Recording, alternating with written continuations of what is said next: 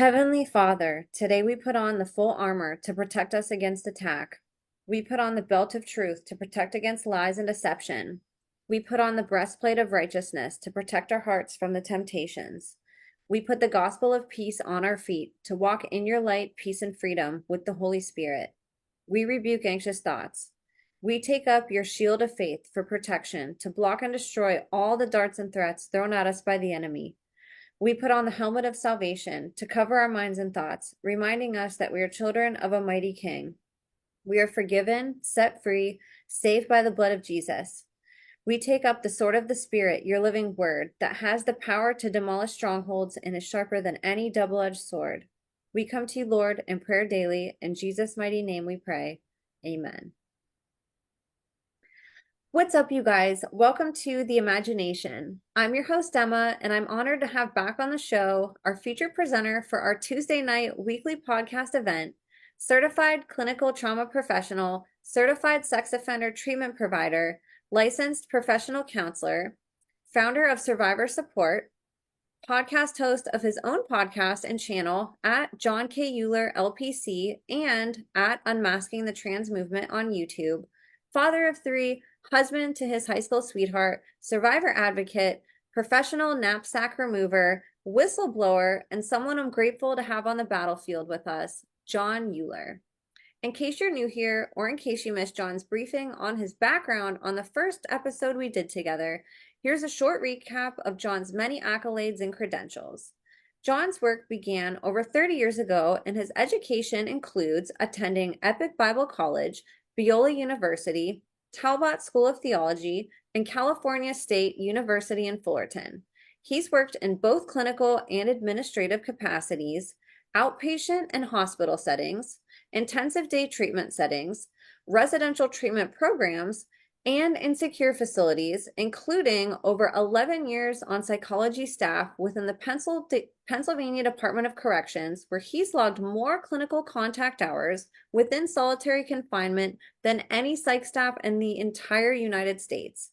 Prior to his work with incarcerated men, John spent years working with sexual abuse survivors and treating severely emotionally disturbed adolescents in group homes and within the largest intensive psychiatric residential treatment facility for troubled youth west of the Mississippi.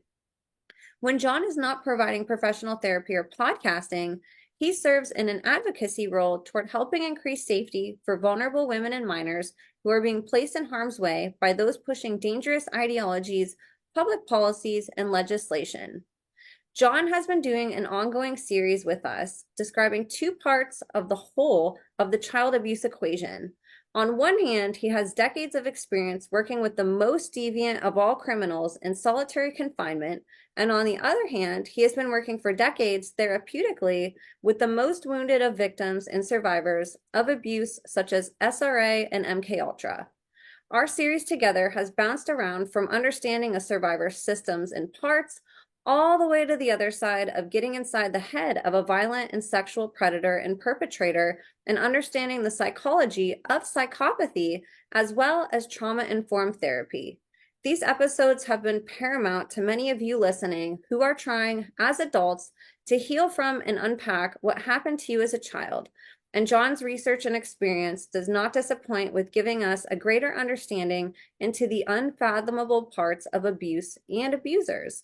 Today, John is going to be bringing us back to the systems and parts chart that gives us an awesome visual representation into the internal world of DID survivors, as well as answering some of your questions.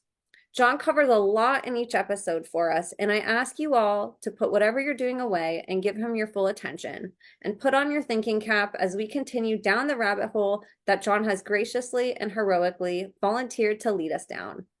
Before I finish introducing today's guest, I wanted to give just a couple reminders and updates. If you'd like to be on the podcast as a guest or share any information privately with me, you can email me at imagineabetterworld2020@gmail.com. You can also use this email if you'd like to be a part of my new book series featuring written survivor testimonies, and you can find the video with all the details on how to submit your testimony on any of my podcast channels. And lastly, I'd love your support on Substack, where I've taken up investigative journalism as an outlet for me to share about my podcast, guests, and advocacy work, And you can subscribe to me there at www.emmacatherine.substack.com.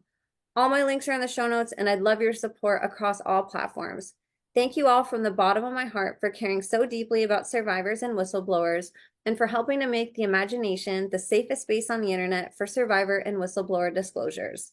So, you guys, without further ado, please help me in welcoming today's guest of honor, selfless man of God, voice for the voiceless, child abuse and survivor advocate, podcaster, Satan slayer, pedophile exposer, protector of the vulnerable, and therapeutic warrior, the one, the only, John K. Uhler. John, thank you so much for being here with me today. Emma, thank you.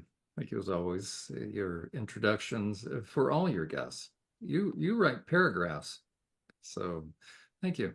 You're Really, so welcome. I love doing it. It fulfills me in a way because I know that this line of work is really hard. And survivors, what they went through, they're not told really kind things about themselves growing up. So I try to bring back encouraging people and, speaking the truth about people, and hopefully, bringing some energy up to combat all the evil and, the bad energy that we're fighting all the time. So there's not enough good things to say about you, John, and I'm really happy and excited to have you back. It's been a couple weeks since we've done our series. We've both had pretty crazy schedules.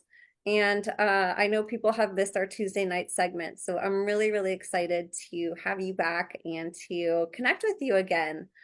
So in typical fashion, if it's okay with you, I thought we would start off with a little Q&A and answer a question that the audience had that I thought was a great question. And then I know you wanted to bring up your chart today and dive deeper into the systems and parts. So if that's okay with you, let's kick it off with a question. by all means. And how's the volume? I should have checked. Are we doing It's the? good. Is my volume okay for you? It's perfect on this Okay, answer. cool. Yeah, Little, you sound little great. production test. Okay, good, good. Well, before I ask the question, I want to just answer another question for you guys that I just talked to John about before we started recording. I've had a few of you ask about the systems and parts chart as well as the chart on sexual deviance that John has so kindly created for us. These very, very in-depth and detailed charts. Some of you have asked if he can turn them into a PDF or some type of shareable file. So on his website right now, and we'll show you guys later on the show, on his survivorsupport.net website, he does have the systems and parts chart, sort of the 1.0 version on there. These are ongoing charts, and he agreed to put the sexual deviant chart on there.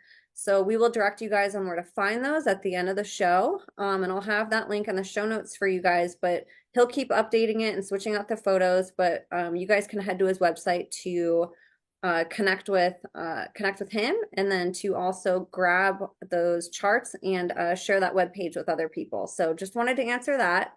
And then John, we had a really awesome and I think important question that one of our audience members asked, and she said, "Can I heal even though I haven't remembered and or recalled all my memories? Is it possible for me to still heal?" And I think that question's come up for me a couple times. And I think it's a really good question to ask. So I thought I'd turn it over to you and you could answer that for us. It is indeed an excellent question. And for those that have submitted questions, if we haven't gotten to those, we will, or I'd recommend resubmit the questions just to make sure we didn't miss any of the questions.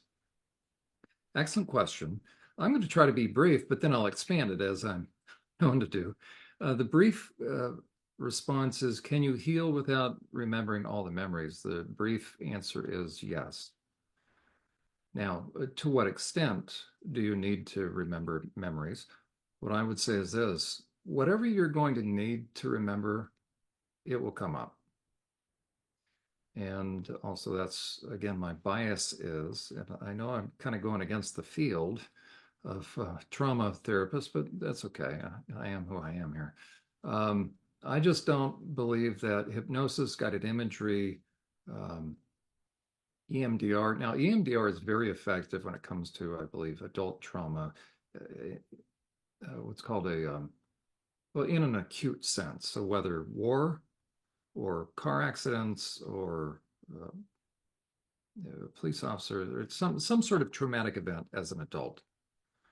Some people may disagree, and if you are a survivor and you've had EMDR and if it worked, excellent. Okay, continue to do what works. I just I just shy away from. I just really want to stay away from anything that may either lead a client or may bring up things prematurely. Because if you bring up memories as the therapist, if you bring up memories prematurely, parts are going to snatch them away. So you're going to be in an endless loop. And that's why I think some survivors have been in therapy for years and years. So either they have therapists that don't necessarily know what we're going to even share tonight or today on our program here. We're taping at night, or they're trying to force stuff up that shouldn't come up quite yet. So you really want to be able to, you want to have a therapist that works with the system. So the brief answer is, can you heal without remembering all the memories? Yes. I would even say you're probably not going to remember all the memories. And that's a good thing, in a way, depending upon the extent, how many years. There's going to be, as a matter of fact, I'll share this. When it comes to memories, here's my perspective as far as what you will have to remember, what you will likely have to remember. You're going to have to remember the most profound events because they were the most profound. They were the most impactful, meaning whatever you went through, you can kind of put it into a bell-shaped curve. What you went through is way outside the norm, number one. But what you went through, there were certain things that happened a lot, which the majority of people can't even relate to. But the majority of people out there cannot relate to being raped by a father, a stepfather, on a daily basis or a weekly basis. I can't even fathom. So that is so far outside the norm, number one. It just means you can see how much of a survivor, right? How much energy, how much effort. So if the kind of abuse that you experienced, if there were certain things that happened all the time or a lot, and also predictably, then to remember one of those instances is to remember them all. So it will be enough to remember that your stepdad came in your bedroom at 3 o'clock every morning, 3 a.m. Now, there's going to have to be, and we're actually going to talk about what do you do when you start remembering stuff. So we're going to talk about that tonight. Part of that is venting. So you're going to have to get in touch with the anger. Anger is the key to healing. And so there will be a lot of anger behind that because that means, for instance, with some clients I work with, their dad or stepdad or whoever the male was in their life was raping them for 9 years. Okay, guess how much anger's in there just for that alone. But you won't have to remember 9 years worth of those kind of rapes. It's just going to, the realization is going to sink in and the anger is going to be there. And that will, in a way, resolve the daily stuff. But then there are certain things that were way even beyond that. You're probably going to have to remember that stuff. If it needs to come up, it will come up. And so I suggest that survivors risk believing that God wants them to heal and involve him in on the process. Now, there are a lot of parts, understandably, that are angry with God, have questions and all that, but just the concept that, or risk believing for some of you that have not taken this step, to risk believing that God wants you free. He wants the prisoners set free. So he will help facilitate, plus the parts that are on the inside have certain memories that they're still holding that will need to come up. So the good news is you don't have to remember every single thing. You will have to remember enough. What is enough? For each person, that's going to differ. So the good news is you're not going to have to remember everything, in my estimation. That was probably a record on my part. That was pretty short. Good. Thank you for answering that. Like I said, I've seen a few comments just on random videos about that. I think it's a concern for people who have very fragmented memories. And that can be really debilitating if there is no hope, and they're just like, well, I guess I'm never going to heal because I can't remember everything. And so thank you. That's a very hopeful answer that, and especially trusting that God will reveal what the person needs and to not compare stories. I think some survivors have a very vivid recollection and remember a lot. Other people remember very little, and there can definitely be that comparison too of, well, I'm not where they are, and it's like, well, maybe you don't have to be. So thank you so much for that, John. Welcome. And that's kind of a perfect segue into what we're going to be talking about tonight, because we're going to kind of give a little bit of an overview again, but I thought we would, at this point, be very practical, because we probably have given enough to where the ice jam, shall we say, the ice flow.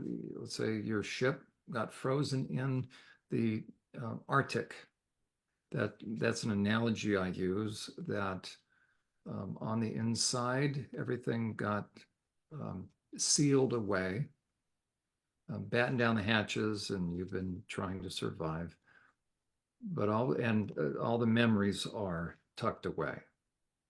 But all of a sudden, the winter starts turning to spring. There's a little bit of a thaw going on.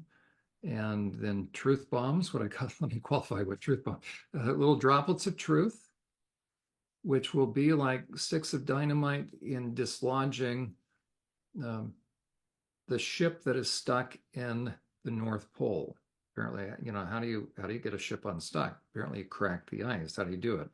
You discharge some sort of blast, and that shock wave will crack the ice, and it'll start to run almost like a windshield that gets cracked, right? And apparently, it sounds like a blast itself, the ice. That's a pretty good analogy of therapy. That little by little, this frozen ocean, the layer of ice is starting to crack.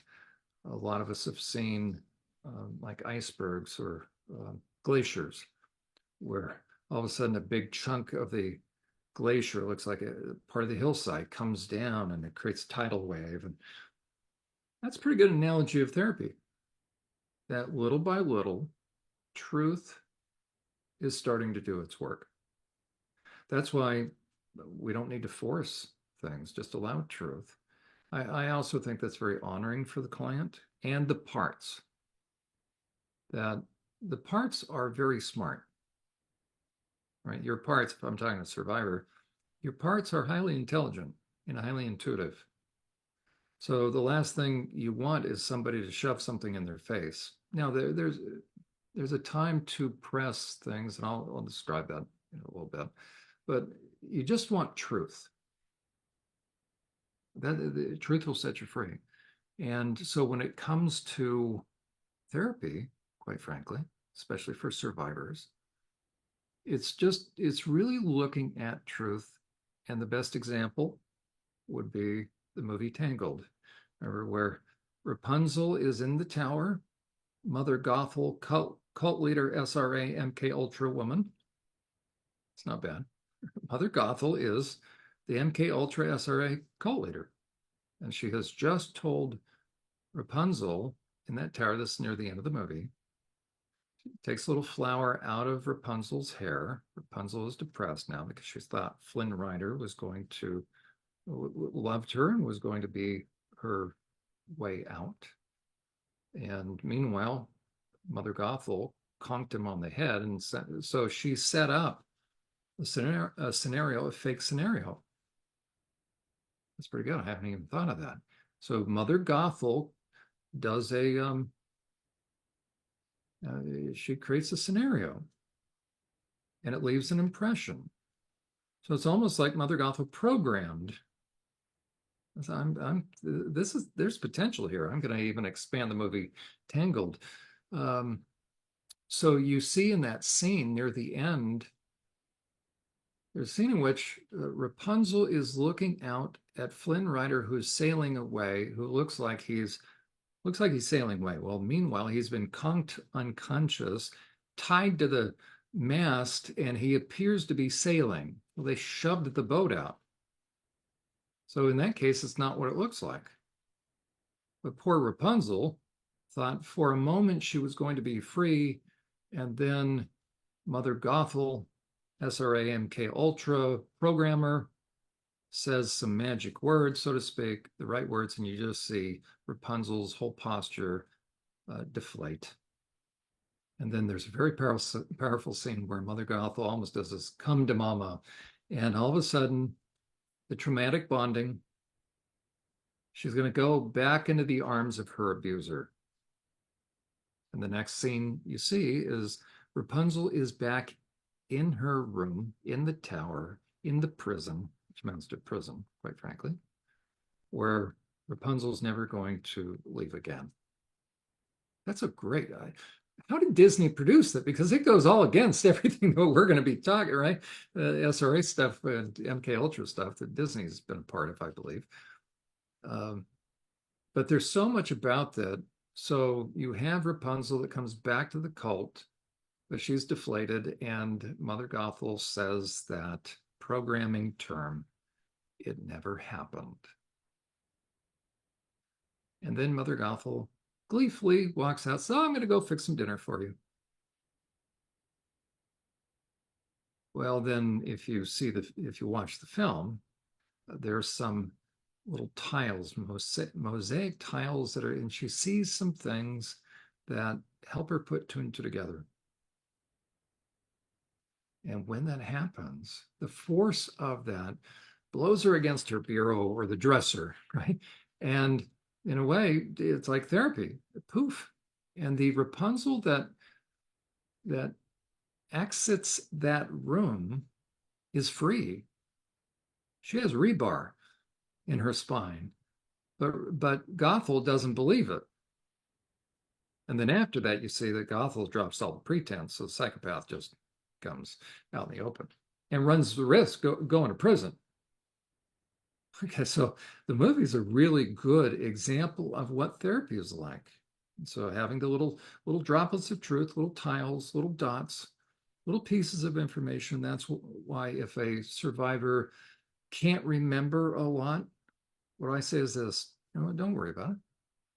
Let's just go with what you do know, with what you are persuaded. Matter of fact, I'll bring up, we're going to pick up where we left off with Mary. How's that? So for those of you that have been following along, you will remember our chart here. So this is the chart that will be posted that you can download. And this is the one that I gave names. So where did we have? I'm going to put Mary back. So Mary's coming back out. She's no longer dissociated. And so let's say I'm working with Mary. So Mary's the one that comes to session. And Mary has found, let's say she is questioning that. Here I'm highlighting her little box. Okay. And so let's say she's worried that she can't remember a lot.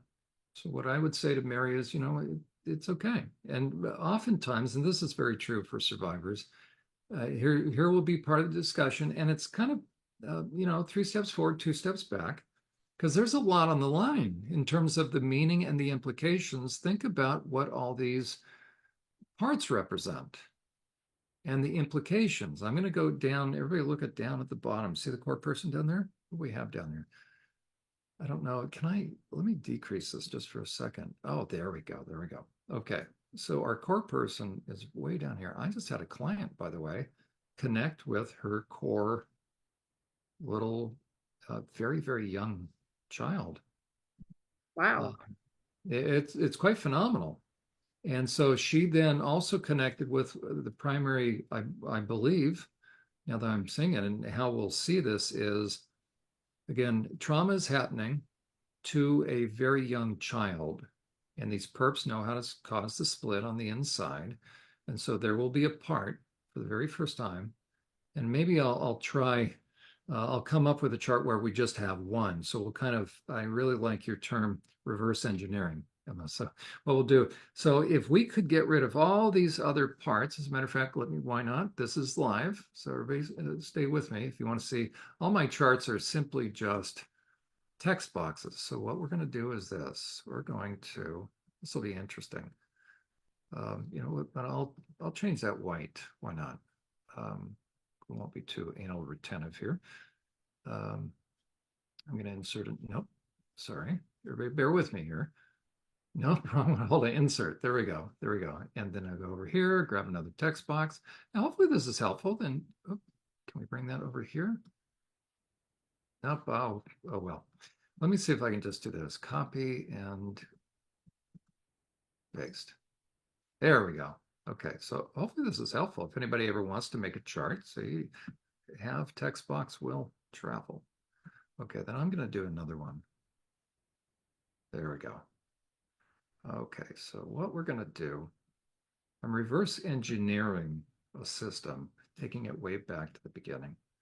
Okay, there we are. So the core person, who's going to be a child or an infant, quite frankly, depending upon the degree of perpetration and the kind of perpetrators. So they're going to do sexual abuse on this child. Okay, they're going to rape this child. What infant can handle that? So the infant goes away on the inside and there's a part that will step in. So that part, by the way, pulls, I'm just going to do that. So what will happen is, as the split takes place, the primary protector, and the reason I'm saying primary is this will be the very first time there's a split.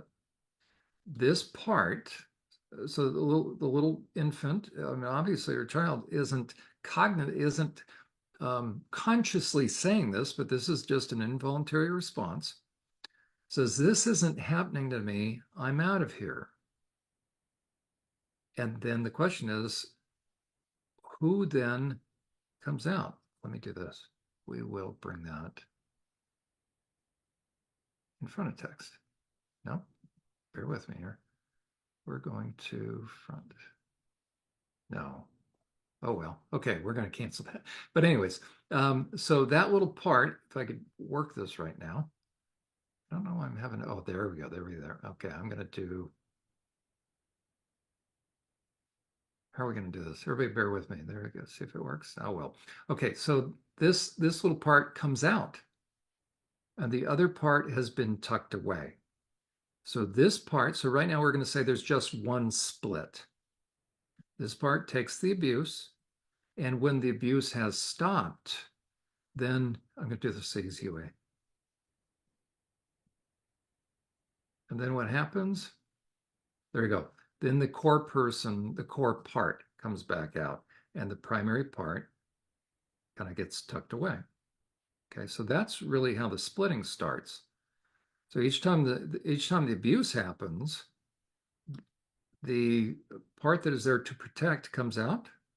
The core person, the core part, gets pulled away. And then after the abuse, the core part comes back and the other part steps away. Okay, that's the nature of what happens. Now multiply that over the years and with the extent of the abuse.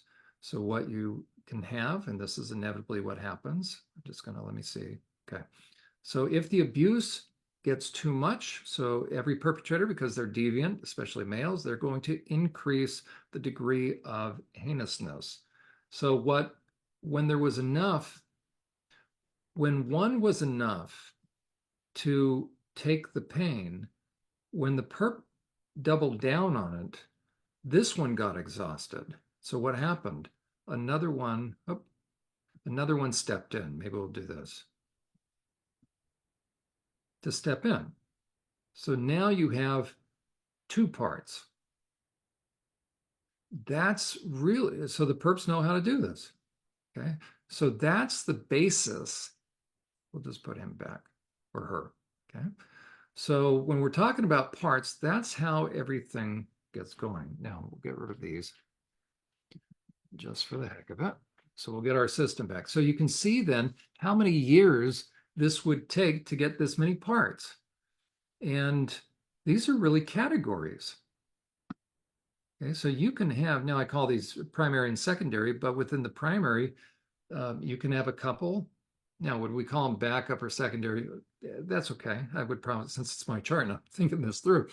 Okay, but the perps know that, for instance, let's say they're going to, and this is very much an MK Ultra because this is so it's so evil, but it's so systematic. Since the perps know how to do this, they create a certain threshold of pain, and then the split happens. So potentially, then they could keep the threshold of pain so severe on the core person that the primary part comes out, then there's a secondary part, then there's a backup.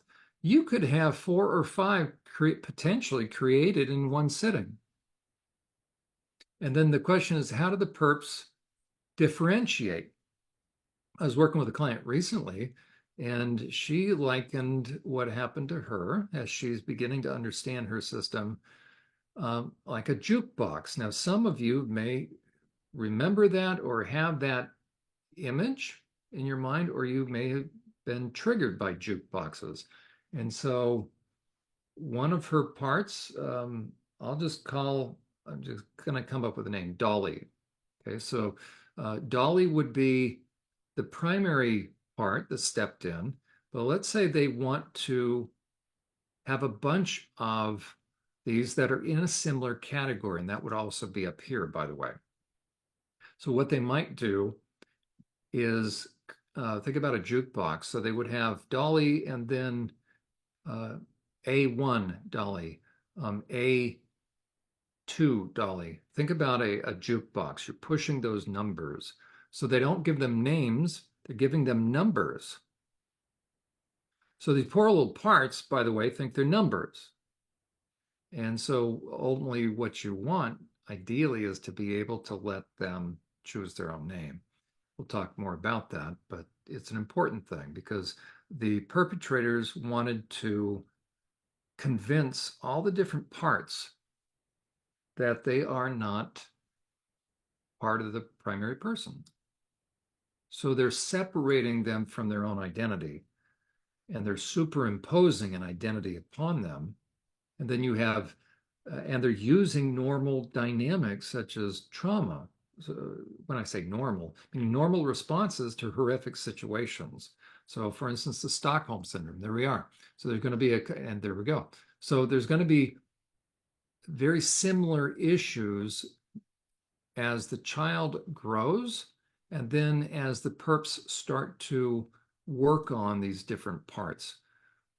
What you have in front of you is very much MK Ultra, but SRA as well. But MK Ultra is very scientific, so these perps are despicable. They know what they're doing, and therefore that's why it's so challenging for the survivor to even get an understanding of their own internal world. But again, there's going to be pretty typical categories, and I don't say typical meaning like mundane, but there's certain categories, and we'll go into those. But we're going to go back up now to Mary. So Mary comes into session. I think what we did is we left off. Mary was beginning to become aware of not just her daily helpers, shall we say? So that would be this level right up here. So as Mary moves through the day, this level, we might call this the first string, but that's not in terms of importance. Just these are the ones that are with her throughout the day on a daily basis, okay, that help her get through the day. When Mary starts therapy, Mary is, there's no other way to put it in a way, right? Mary's unaware of these, but at the same time, oftentimes, Mary has been hearing them all throughout her life. Just spoke to a client today that she remembers when she was very young, she just thought they were imaginary friends. Well, guess what? They weren't imaginary friends. They were they're very much friends, but they're not imaginary. And we described what that's like. So I would recommend go back to some of the previous episodes that we've done on this. So Mary comes into session. Let's say it's been 6 months, 9 months, ideally twice a week. Because anything less than that, it's really hard to, because a lot of parts are going to try to shut things down. Why? Because they're normal. So anything less than 2 times a week will just stretch therapy on for a long period of time. You're looking at a couple of years anyways, but who wants to do this for 15 years, right? Okay. So Mary comes in one day, and let's say, and this is going to be very common, let's say the system is shut down. So we had everybody, suddenly she comes in, she says, she says, I'm not sure what's happened. I'm not hearing from anybody. Now, she also probably will come in and she'll be fairly depressed or subdued in this sense. I'm sorry, emotionally subdued. She's just kind of flat. And I ask how things are going, and she'll stay very intellectual. But then if I ask, well, anything going on the inside? And she'll say, no. And then, so this is very common. She may say, I don't know about all of this. Okay. Right. What does that sound like? What is it? Well, she's going in kind of like she's maybe backtracking. She's now questioning. What's happening is this. And think about Sybil. There's a big critique apparently of Sybil, who recanted or said that nothing happened. Well, that's because, in my estimation, Sybil stopped the process.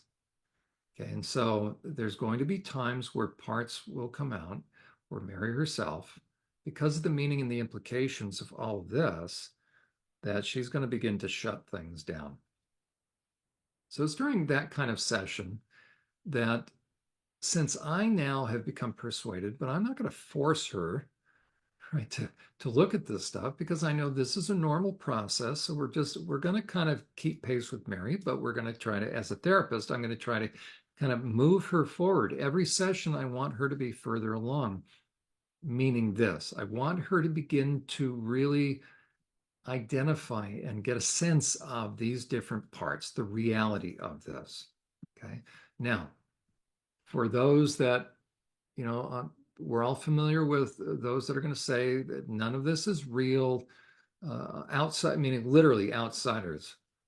What I will say is this: it's not my job as a therapist to tell her, what, Dana's there, so you need to go talk to Dana, right? That's not how I'm going to approach it. What I'm going to do is, if I can sense that Mary is starting to shut down, as a matter of fact, let me do this. So Mary comes into session. Let's say she's kind of emotionally shut down and she's feeling blue, right? Kind of a little depressed and low energy. And in a way, she's wanted. So what's happened is this: she has kind of wanted all this to go away. This is very common. Well, I know that once the process is started, Mary cannot, right? You don't want to.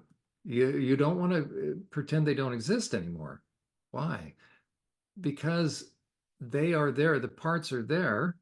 We'll start here. The parts are there to help her. So if Mary is shutting down and kind of pushing all this away, who's she left with to help her? And that's where she'll start to go into, let's say, a deeper depression. There are times where this potentially becomes suicidal. There's two times that it'll be potentially suicidal: during this time, because she is trying not to know, or when she actually, I'll come down here, when stuff is starting to really hit home, and one of these, um, I mean, there's some of the younger ones, but there will be sort of the kill switch. There will be the part, um, I think I just heard it called the green bomb. Whatever program, whatever term, there's going to be a part that will be convinced, and it could be a number of them, that if certain things are ready to be disclosed, then you take them out. They will also, some of these actually will go over to this group. This group is here to keep others quiet. So kind of a little bit different, may sound like semantics, but a little bit different. So Mary comes in and says, you know what, I think I'm making this up. I think I'm just maybe too fixated. Maybe I just need to start focusing on other things. Okay. The question is, what do you do when Mary has reached that point, or when she says, well, okay, no, I know there's some there. I'm starting to acknowledge it. I think all of me are starting to acknowledge it, but right? So you see this ambivalence, kind of like she knows they're there, but she doesn't want to talk to them.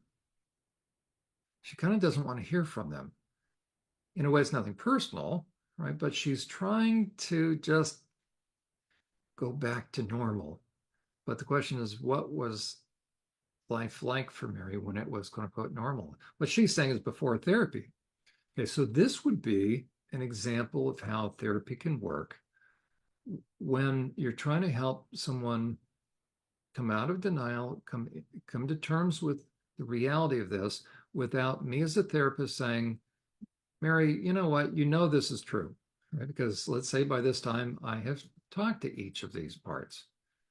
As a matter of fact, in my work with clients, I've talked to all these parts at different times. Okay, so it's really the meaning and the implications that Mary is trying to stay away from, which makes her very normal. Okay, I want everybody to know that if you find yourself wrestling with this, the reason you find yourself wrestling with it is number one, you're very normal, and number two, there's good reasons why you're wrestling with it. Now, you just need to begin to become your own emotional detective. And so if Mary comes in and she's shutting down, what we need to, there we go. So Mary's the primary responsible part of herself. So what I as a therapist do is, since I know these parts are there, I'm going to begin to ask Mary some questions. And I'm going to come from Mary's own perspective. Mary wants to kind of say that nothing, even though she may give intellectual assent, she doesn't want to believe that this is true. She doesn't want to believe she has parts. So there's a little term called going with the resistance. And that's a pretty good way of approaching this, which is I'll simply begin to ask Mary some questions, because I know if left to herself, what is Mary going to do? She's going to shut down, and then she's going to walk out of the office or end therapy. She may actually end therapy, but I know what's been going on for Mary. Why or how? Because when she first started therapy, what brought her into therapy? Things weren't going well, right? She's depressed, she's anxious, she's having panic attacks. She is finding life becoming unmanageable. And then getting a little more into the minutia, she is starting to find that she may say her brain is broken, her brain's not working, she's forgetting a lot. Well, what do we know that is called, right? We know that's dissociation. So Mary is saying, you know what, I just want to really put everything back where it was, and I just maybe need to focus on other things. Okay. But if there has been trauma, focusing on other things isn't going to work. Why? Because that's what Mary was trying to do before. But these parts, where to go here? Let me uncover the parts again. Let my computer catch up. But these parts are there for Mary's best interest, and these parts are there for when Mary gets overwhelmed. So it's only a matter of time till when Mary gets overwhelmed, and then what's going to happen? She's going to get pulled in. Okay, so as a therapist, I don't need to worry about this stage, as it were, or state that Mary's in, because I know if she tries to put things back in a bottle, that's not a good way to put it, but if she tries to put everything back, it's too late. And so these parts now know that Mary knows. And so Mary's now overwhelmed. Mary's sort of trying to go back in denial. And what's going to happen is these parts are going to have to step in more, but Mary's going to try to shut them down. So I'm going to put Mary back in a little bit of denial. She's wanting to put things away on the inside. So what I'm going to do is I'm going to begin to ask Mary some questions, such as, Mary, oh, okay, I'm hearing you, that you're wondering if any of this is true. Let me just ask you some questions. Okay, so now I'm going to just stick with facts. So I'm going to say, Mary, it seems like when we first met, when we started working together, um, things were not necessarily going all that well. Can you remember what was going on? Can you remind me what was going on? Okay, so I'm helping Mary think back through that, you know what, the good old days may not have been the good old days. Okay. And then I'm going to begin to ask her, Well, Mary, recently, as you say, you're depressed. Um, are you finding that you're getting a little anxious? Are you finding that you're getting triggered? Now, if she's shutting down, she may not be getting all that triggered, but I'm going to ask her, have you had any dreams recently? Now, I'm not big in interpreting dreams. I think we need to be very careful when it comes to that. But trust me, if stuff happened, it's going to come up even in the form of dreams. Okay, well, I know that Mary's having dreams because when you have that degree of stuff, things are intruding.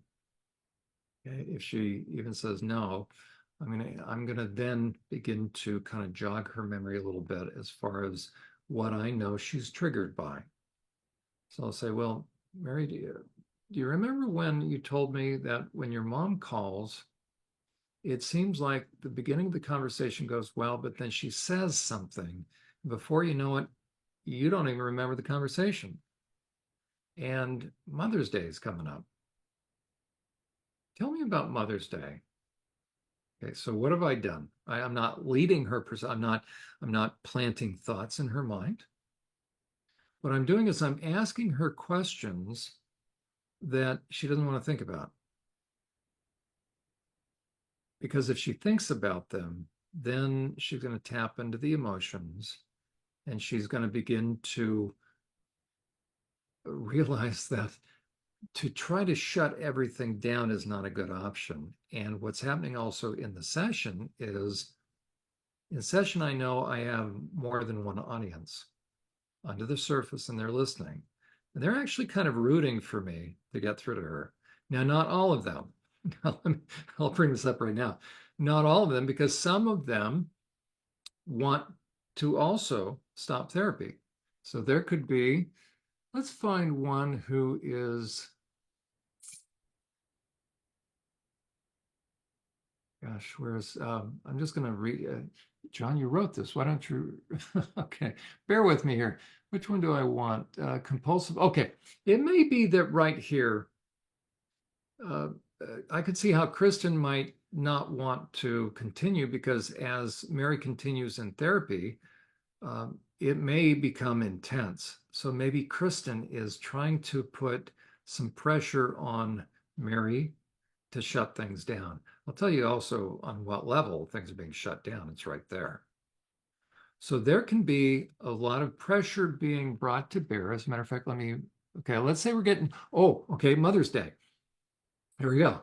And Mary's starting to get in touch with the idea that she needs to draw boundaries on mom. Well, what's that going to trigger? So Mother's Day is coming up. As a matter of fact, as we are recording this, we're starting to inch toward Mother's Day. Okay. So I know that Mary's already feeling guilty. I know that why? Because I kind of know some of the relationship from what Mary has already told me.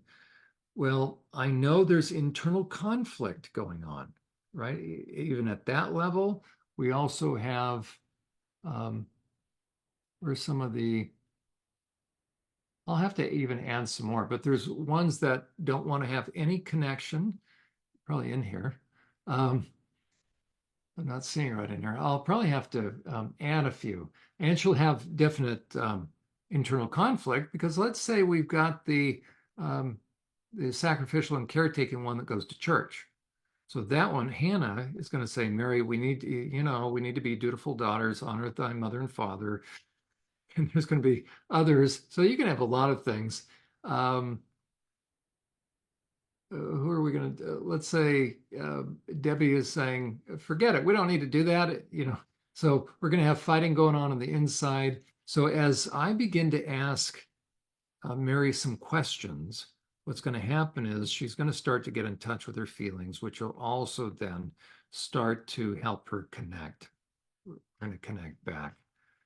In a way, it's stirring things up a little bit. Okay, so let's say that Mary is still at a point where she's not quite sure. So she's fluctuating. She says, no, okay, I kind of know them because she also is looking back in her journal. So let's say she started to journal, but she's not really doing much journaling, right? She's shutting stuff down.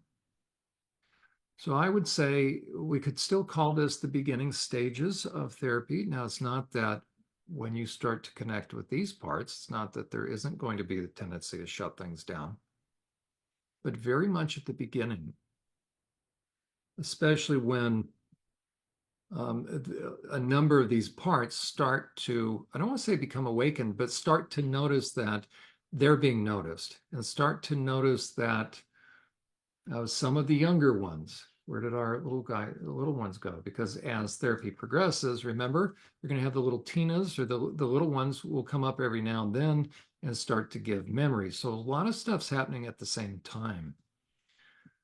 So we're going to have Mary be very normal in therapy. She's starting to shut things down. But she intellectually will say, "No, okay, I kind of believe they're there. But after all, you know what? Maybe I don't need to." So she has that ambivalence. So what do we do? What do we do if, as a therapist, have Mary that's really kind of shutting things down? I could even draw it the other way. Maybe that will seem a little, right? So we're going to do a little visual thing that Mary is starting to pull the shades on that, right? She's shutting things down. Or if you happen to be in therapy and you find yourself kind of shutting things down, that before you know it, I'll just do it this way, right? Before you know it, it's sort of like you have an intellectual acknowledgement that, okay, maybe you have parts, but that's enough. You don't want to really move forward. So what do we do? Well, I'm glad you asked that because there are a couple of things that are going to help. Okay. I'm not going to tell Mary, by the way, that Mary, you know what, you need to snap out of it. Of course, stuff happened to you and you really need to get your act together. And I want you to go home and I want you to journal. Okay. Do not, by the way, if you're a therapist, do not do that. Never, ever, ever shame a client. Okay. Mary is very normal. What's a normal person do when they start to discover there's things within them in this sense that there's emotions and parts, and it's very normal to want to just put it all back together and just say it didn't happen. Okay, because this has a lot of meaning and implications, especially if, let's say, mother is still in her life and mother participated and mother facilitated this.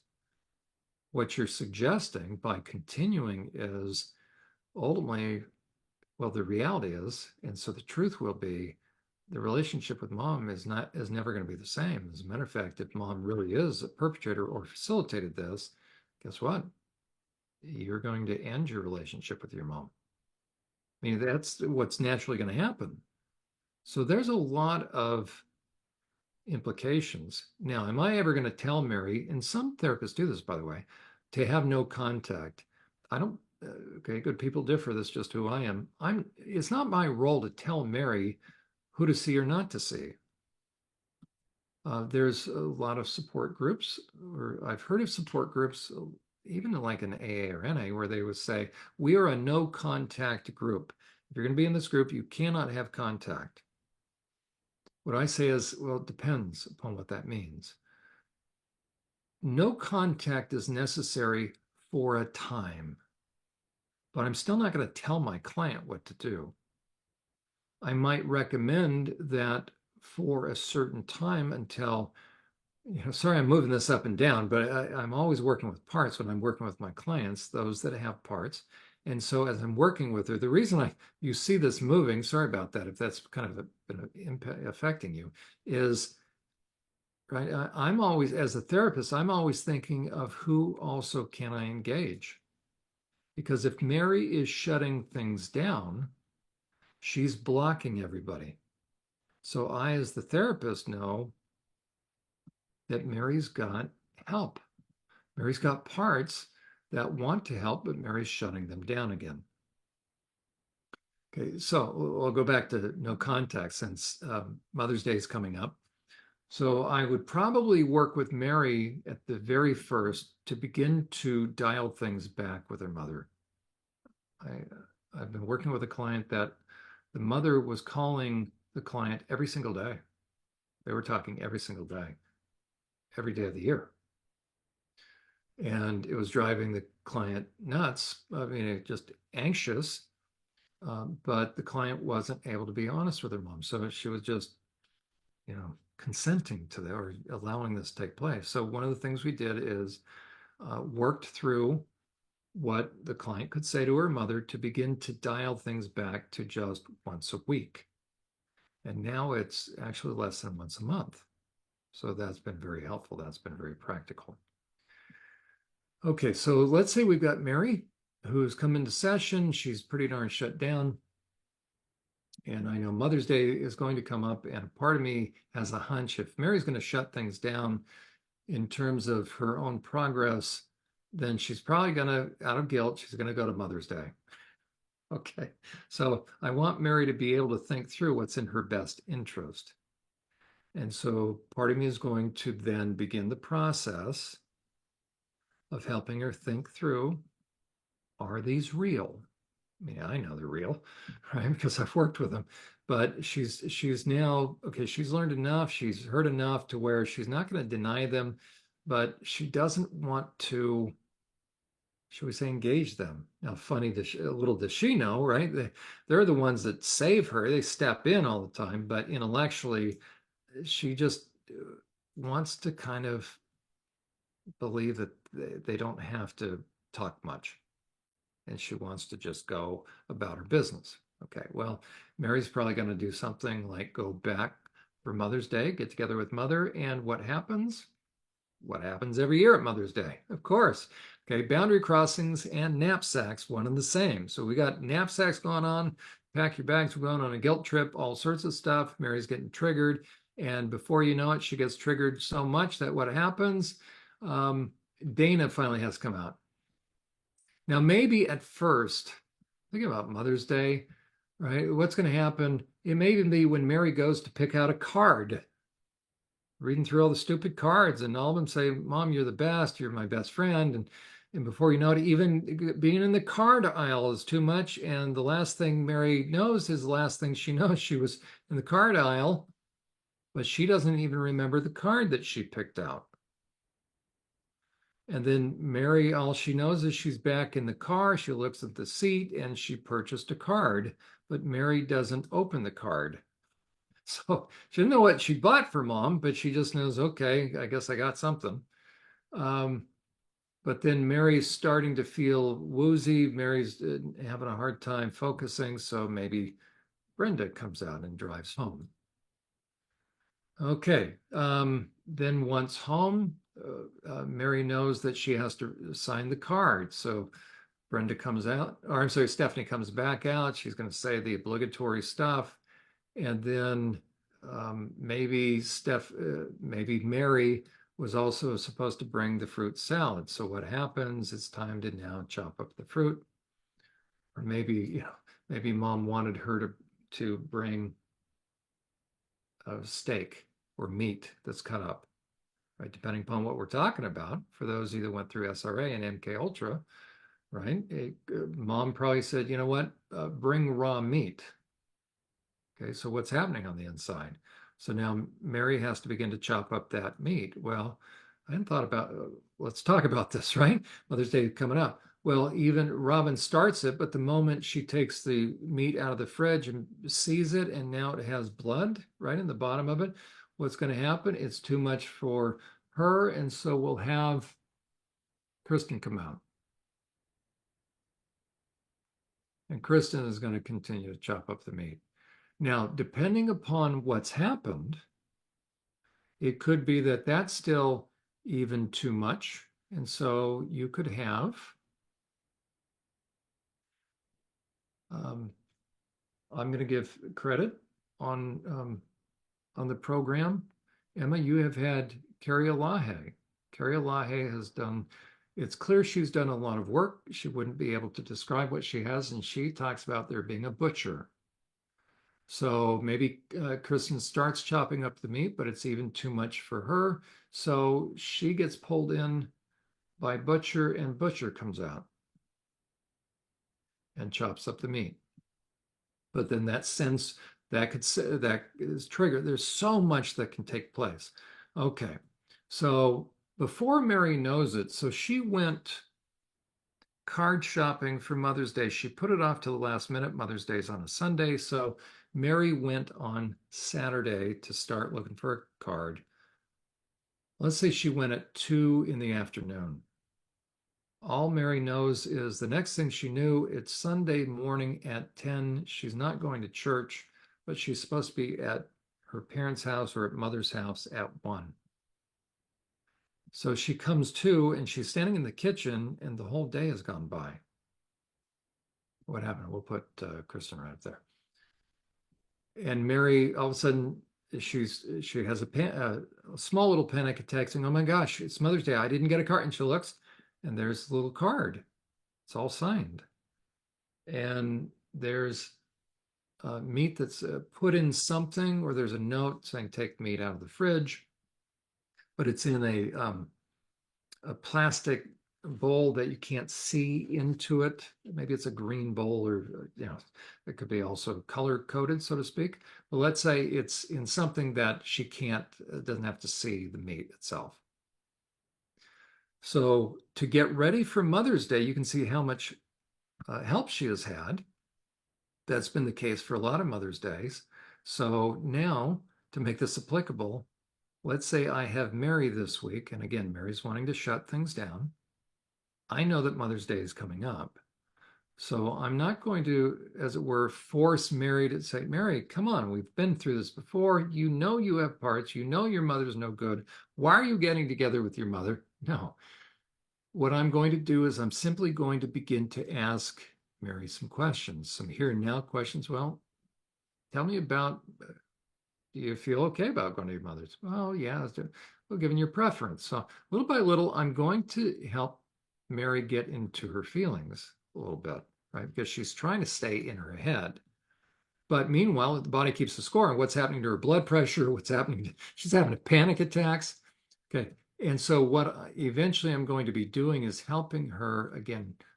Once again, I might even in session say, you know what are you hearing right now? And I'm referencing this. And because it's coming to Mother's Day, trust me, there's a lot of activity going on, because how many of these parts do not want her to go to Mother's Day? But then again, over here, how many of these parts telling her she needs to go to Mother's Day? She is internally conflicted. So we have Mary that's trying to shut things down. And the question is, what do we do when, so I'll address those of you that are clients or those of you that are experiencing some of this, and maybe even I'll address the therapists here, but to those of you that are experiencing this, where part of you is shutting down, a part of you just wants this sort of to just go away, and you're doubting, you're wondering. And to therapists, if you have a client like this, what do you do at this moment?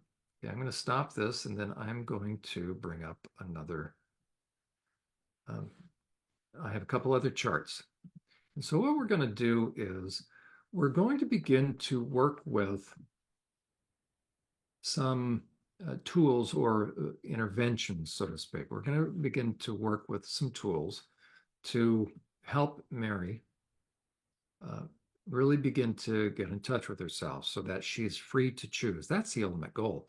Right? If somebody has parts, unless until they can go through the therapeutic process, they are going to be compulsive. And so they don't have a choice. And the goal is you want to be free. You want to be free to choose, free to have a voice, free to set goals for yourself. Okay. But if you're doing things like going to your mother's out of obligation, you're not free. So journaling is key. We covered the subject of journaling in a previous podcast. I would recommend, Em and I did, go back and watch that. We'll talk about journaling, what that is like. There's another important piece that I would recommend in order to start helping move things out of, I'll use this term loosely, out of the denial stage. Now, do you want to tell someone who's in denial? Do you want to tell them they're in denial? Probably not, because that doesn't feel normal, or that's not affirming, okay? But you want to help them begin to think again in terms of whether or not this is purely their imagination, as far as, are they just overly emotional? Are they just emotionally weak? Should they get their act together? Should they just pull should they pull themselves up by their bootstraps and be stronger? Okay. To help them begin to move things again, because they're kind of getting stuck, I'd recommend a couple of things. So for those of you that are survivors, here's some things you can begin to do to begin to help feel like you're moving forward and to begin to give yourself some answers, especially with the first and foremost thing, which is this your imagination? Or as far as when I say this, meaning parts, we're just going to start with parts. Do you have parts? So the journaling is important. Again, go back and watch that recorded episode. It'll help you begin to interact with the parts. The next thing I would recommend is start a timeline. Okay, now what in the world is a timeline? I'm glad you asked that. And what's the purpose of that? A timeline is kind of what it sounds like. You're going to begin to review your life.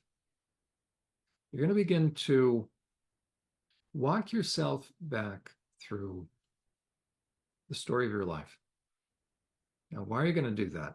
You know, we've got a white piece of paper in front of us. That is not portrait, but landscape. Okay, so we're going to start with a piece of paper. You're going to end up with more pieces of paper, trust me. Okay. In order to become persuaded, meaning in order for you as a survivor to become persuaded that maybe, just maybe, something happened and therefore maybe, just maybe, you have parts, is let's find out how much of your life you remember. Because you should remember pretty much all the way back to about first grade. Now, the further back you go, you're probably going to have less memories, but think about, for instance, when you were in school, how many hours per day did you spend time with your teachers? In first grade, let's say, I don't know, what's a school day? Probably 4 hours. I don't know. I forget what, 4 or 5. My wife is a second grade school teacher. So that, I think 6 hours, 7 hours, give or take. Well, that's 5 days a week for how many weeks in the year? Well, you should be able to remember your homeroom or primary teacher's name because you spent so much time with her. Do you remember where you went to school? Do you remember the school colors? During sporting events, do you remember the mascot? Okay, that's elementary school. How about junior high or middle school, 7th or 8th grade, grade 7 or 8, depending upon what country you're in. They reference it differently. How about high school? Now, you're entering into teenage years. Or partway through high school, you're probably eligible to drive. So these are significant times. Do you remember getting a driver's license? These are going to be significant events. Do you remember, again, ask yourself the same question. Who was your favorite teacher? Do you have a favorite subject, or did you? Did you take a foreign language? You had to, at least in the States, I think for most schools, you had to have foreign language. Do you remember these things? If you, the less you remember going from here and now on back, then that needs to catch your attention. Okay. If you can't remember much out of high school, I am working with clients that they don't remember much even just a couple of years ago. Some clients went to college, but they can't remember. Some went to college and they have friends, but they can't remember some of the friends. But some of the friends have come up to them and maybe they were roommates. You should be able to remember all your roommates. Into high school, you should be able to remember that. As a matter of fact, I'll show you how you should be able to remember it. There are two primary reasons that people will enter into weight loss programs. Think about Weight Watchers, Jenny Craig, Nutrisystem. I have a little, I don't know if you see it up there. Why not? I used to, there, the top diploma. That's from Nutrisystem University. I do like that one. It's really not a university. It's their program for behavioral breakthrough counselors. So we would teach classes. So that's the only that's kind of a fun one. Every other one is very legitimate. Trust me. I've got Bible school in Biola and Cal State Fullerton for my master's. Okay. But the two primary reasons, and this was a little shocking, I did not anticipate this.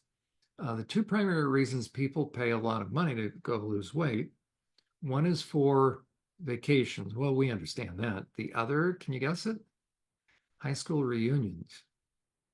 And usually they're going back to see people they've never seen in 25 years. And they can't even recognize them. They have to look at the yearbook picture, right? Match names, right? Some of us have less hair than we do, right? And the question is, why is that so important then? I'm going to pay a lot of money. I'm going to fly to a place or I'll travel long distances. Oh, sorry, you're staring at a blank piece of paper. Let me get out of this. Sorry about that. Okay. So why are high school reunions, why do they tend to be so important to people? You're going to spend time with people you haven't seen before. You're probably not going to see them again after this. The question is why? Because oftentimes we're trying to live up or live down something. So you should remember a lot of high school. You should remember a fair bit out of middle school, junior high, or seventh and eighth grade. And then as you go back in elementary school, maybe a decreasing amount, but you still should remember pretty much first grade or even maybe kindergarten. If you have blanks, question is why? If you want to shut the process down, a part of you isn't wanting to think about anything. And therefore, a part of you is saying to yourself, and then you'll say to the therapist, nothing happened. I think I'm making all this up. Okay, well, then let's find out. Because if nothing happened, you should have a pretty normal memory, right? So a timeline will help convince you, not so much you, Emma, but convince the client that, you know what, I'm not here to tell you something happened or not. If you're starting to get to a point where you're thinking, you know what, I must have watched a bunch of scary movies, I must have been influenced somehow, active imagination, I don't think anything happened. Okay, well, let's start from the beginning then. Let's test out your memory. And it's not that I'm going to do a neuropsych eval on you. We're just going to do something very user-friendly to help you see how much you remember. And if you find there are gaps, then the question is, what's up with that? The answer, quite frankly, will be you dissociated. So the larger the gaps, the greater the time span that you can't remember. As you get older and older, something's up. Then the question is, how do you explain that? And don't let yourself off the hook saying your brain's broken, you got a bad memory, or you just I don't know, I just tend to not think about it, right? Don't go into denial. Easy for me to say. Don't go into denial with yourself, okay? Because you want to be set free, and just be willing to look at, okay, if I can't remember, that's not normal. And if you really want to double check, do you have photographs of yourself that you can't, that you really, really don't remember taking? So get together with, if you have any people that are safe, just ask them, hey, how much of your childhood do you remember? Take a poll and find out. You'll probably find out that most people remember a fair bit. If you have people in your life that happen to be in pictures that you're in, take the pictures of them and say, hey, do you remember this? And see their response. I have a client that she's in a ton of family photos. Her good friend, actually, her best friend is her cousin, literally. It's very interesting. So that'd be neat to have a cousin that was best friend. But they're together in all these photos, and the client can't remember any of them. The context. And the best friend, the cousin, so here they are, they grew up together. They're saying, well, so the cousin's listing off where they were, the context of each picture, and the client is saying, gosh, I don't even remember. One picture, two, no, this is like picture after picture after picture. No knowledge, no conscious awareness of where they were, what they were doing, and even that it happened, even that I don't remember. We spent an entire summer out there at that lake. I don't even remember. Okay, that's significant. Okay, so we're going to go to a timeline. I'm going to recommend a timeline as an exercise. That may sound funny, but something to start working on to begin to help you become persuaded whether or not you still should continue on therapy or continue on in the process. whether something or not happened. Okay, so what's a timeline? A timeline is exactly sort of what it sounds like. You take a piece of paper, but uh, what I recommend is take a few pieces and you're going to tape them along the margin over here. You tape them on the back and you're going to create a scroll. Okay, so I've prepared this. So I've got some text boxes that are going to block the way a little bit. So on this timeline, what you're going to do on your piece of paper, you're going to write, we're going to do left and right brain and left and right brain exercise, so to speak. Or we're going to do a timeline that will engage both. So you're going to have a timeline that we're going to move from left to right and up and down as far as how you felt about it. And let me see if I can. Oh, there. Okay, yes. Okay, so what I want you to do is I want you to take a piece of paper. You're going to do it portrait-wise, and these are how you feel about it. This is the positives. If you felt good about it on a scale of 1 to 10, how positive was it in your life or how negative? And then what you're going to do is, let me see where I drew these. Then you're going to, along the top, there we go. Then you're going to begin to, along the top. Now, it could be you just want to do one grade per page. It depends upon how much you remember. Sometimes it's not going to be equidistant at times because sometimes you will remember more than others. And what we also could do is, you know what? I recommend not necessarily have boxes around them. There we go. See how it's floating now? Okay.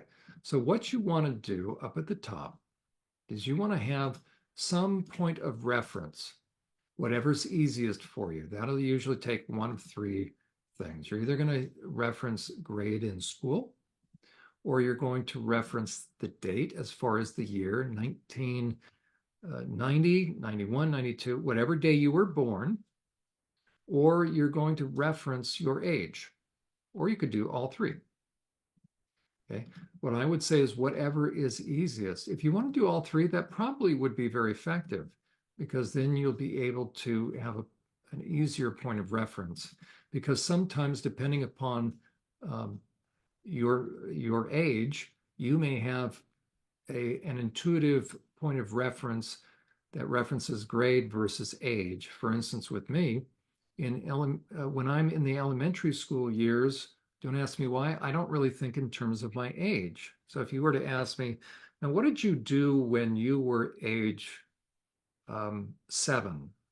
I think that's right, because first grade is about age 5.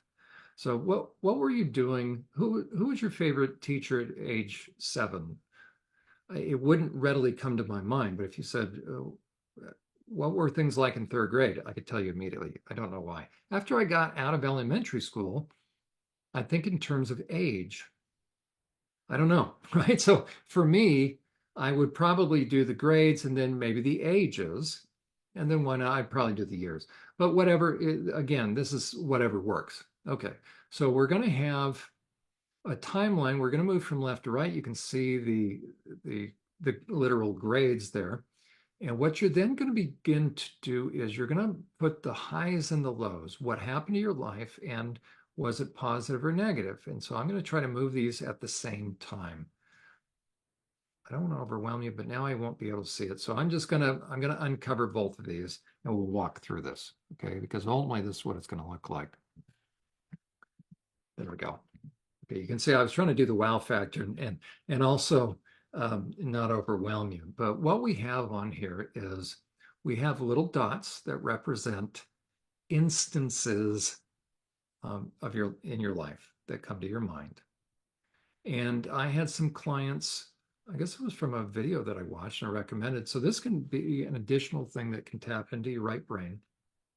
You can color code these in terms of, think about the rainbow. So the darker blues would be up here and going down to the greens to then the yellows and the oranges and the dark reds. So think in terms of happy versus sort of angry colors. Is that what it costs? So we have this, the client who now has gotten in touch with, stepdad was raping her, uncle started to rape her. She calls it having sex. Again, that's the difference in perspective when we can start to reframe it in actual language, accurate language. That'll start to help things hit home a little more. That's going to start that reaction on the inside, it will get her out of denial, and help her to continue on with her own healing instead of shutting things down. We can see up here that she likes school. So school's a positive thing for her. So it gets her away from the family. Again, here's that suspension for supposed sexual harassment. What I would say is that was what she was told, and those are inept school personnel. Maybe even a teacher was a perpetrator. So they're shifting the blame. This is a failure of mandated reporting down here, by the way. Okay, so now she is excited to go to Cub Scouts, but what happens in Cub Scouts? Maybe she has a perpetrator, but let's say she can't remember much. I don't know. I just know I liked Cub Scouts, so maybe there wasn't. But with how many perps are in Cub Scouts, we have to wonder. But here she says it was a positive thing, but then look at what starts to happen. So around about second grade, she's starting to wet the bed, but not just wet the bed, but what is she forced to do with it? Made to sleep in wet sheets. Okay, now we're dealing with caretakers here. Now I have a sense that, and I can ask, I said, well, who made you sleep? Right? Inevitably, that's going to probably be mom, but maybe dad. The question, if dad says that, why isn't mom? But moms are supposed to be a little more maternal. So why is she being made to sleep in it? Okay, so you've got a lot of abuse symptoms and dynamics down here. By the time you are putting these in writing, and then you're going to take a step back and begin to look at this, trust me, the denial is going to start to fall away. You will start to realize, okay, maybe more stuff went on that I wanted to see. And then you may see that there are some years, you notice in third grade in here, there's no dots. So the question is, I wonder why. Oftentimes somebody can't even remember up till seventh grade, so it's totally blank. So a picture's worth 1,000 words. We can start to look at different things that take place. For instance, in this client, this is a made-up client, meaning out of my mind here. So let's say she can remember first and second grade, but I noticed what's going on in third grade. It's blank here. And I might ask, hey, I'm noticing something. It seems like nothing happened in third grade. Can you talk to me about that? Who was your teacher? What do you remember? Right. So again, little by little, what I want to do is I want to help someone who has some pretty strong indicators that something happened in her life. I want her to begin to see, or him to begin to see, how much of his memory, his or her memory, how much of their memory do they have? And let's find out what they do remember. Okay. Now, you can imagine out of 8 years of school, this is not very much. This is like 1 or 2 things per year. So continuing to move on. Now in fourth grade, she remembers she got a kitty for Christmas. I had a client that got a kitty for Christmas, but then look what happened shortly after Christmas. She just remembers the kitty was found dead, but she doesn't remember much. So I began to ask, well, tell me about that. And guess what started happening? This memory began to get filled in. In that case, her stepdad and mom killed the kitty. And the reality is this, by the way, in her case, that mother and stepfather set this child up for this slingshot effect of emotions, got her hopes up. She always wanted a kitty. But what did those evil parents, mother and stepfather, intend to do all along? This is sick. Now, those parents were into satanic ritual abuse. Really sadistic stuff. So being able then as a therapist to be able to go and point out, saying, help me understand what happened. Boy, you really loved that kitty. Oh yeah, I wanted one. Okay, and so I would imagine you fed it and you took care of it. And so did it get out of your arms? Did it run across the street? No, I came home from school and it was dead. How did you find out? Right. So what's happening is we're starting to fill in a picture that's going to begin to really dislodge her emotions, and the memory is going to start to come back. Well, even what little this what little we've covered at this point, you can imagine she's got a lot of stuff on the inside. But what did she do coming into session? She wanted to shut things down. And so even if she only had first through fourth grade, I can begin to say, you know what? Do you think maybe some of this is still on the inside of you, as far as maybe you've tucked it away and it's still having an effect upon you? Maybe we ought to begin to talk about some of this stuff. Usually that's going to be enough to say, okay, right, okay, I'll keep coming. Okay. Now, what happens? This was what happened in a client's life, that she remembered that her brother started to bury kittens alive. I think that should say in the backyard. There we go. And her younger brother. Okay, that's an indicator of what? Right? So wetting the bed, soiling oneself, so enuresis and copresis, fire setting, and cruelty to animals, especially for boys, but same thing for girls. But usually it's going to be boys. They're going to have those three. The more you have, the more indicators of sexual abuse. Okay, so brother is doing what to kittens? So we start to see, okay, wait a second. We have kittens that are coming into this family. But then we have a high. Now the question is this. I, as an outsider, I, as a therapist, by the way, for those of you that are therapists, let me ask you this. If you found out that the parents took them to Disneyland,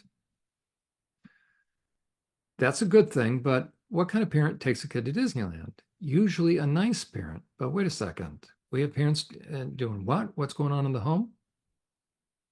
And all of a sudden we go to Disneyland.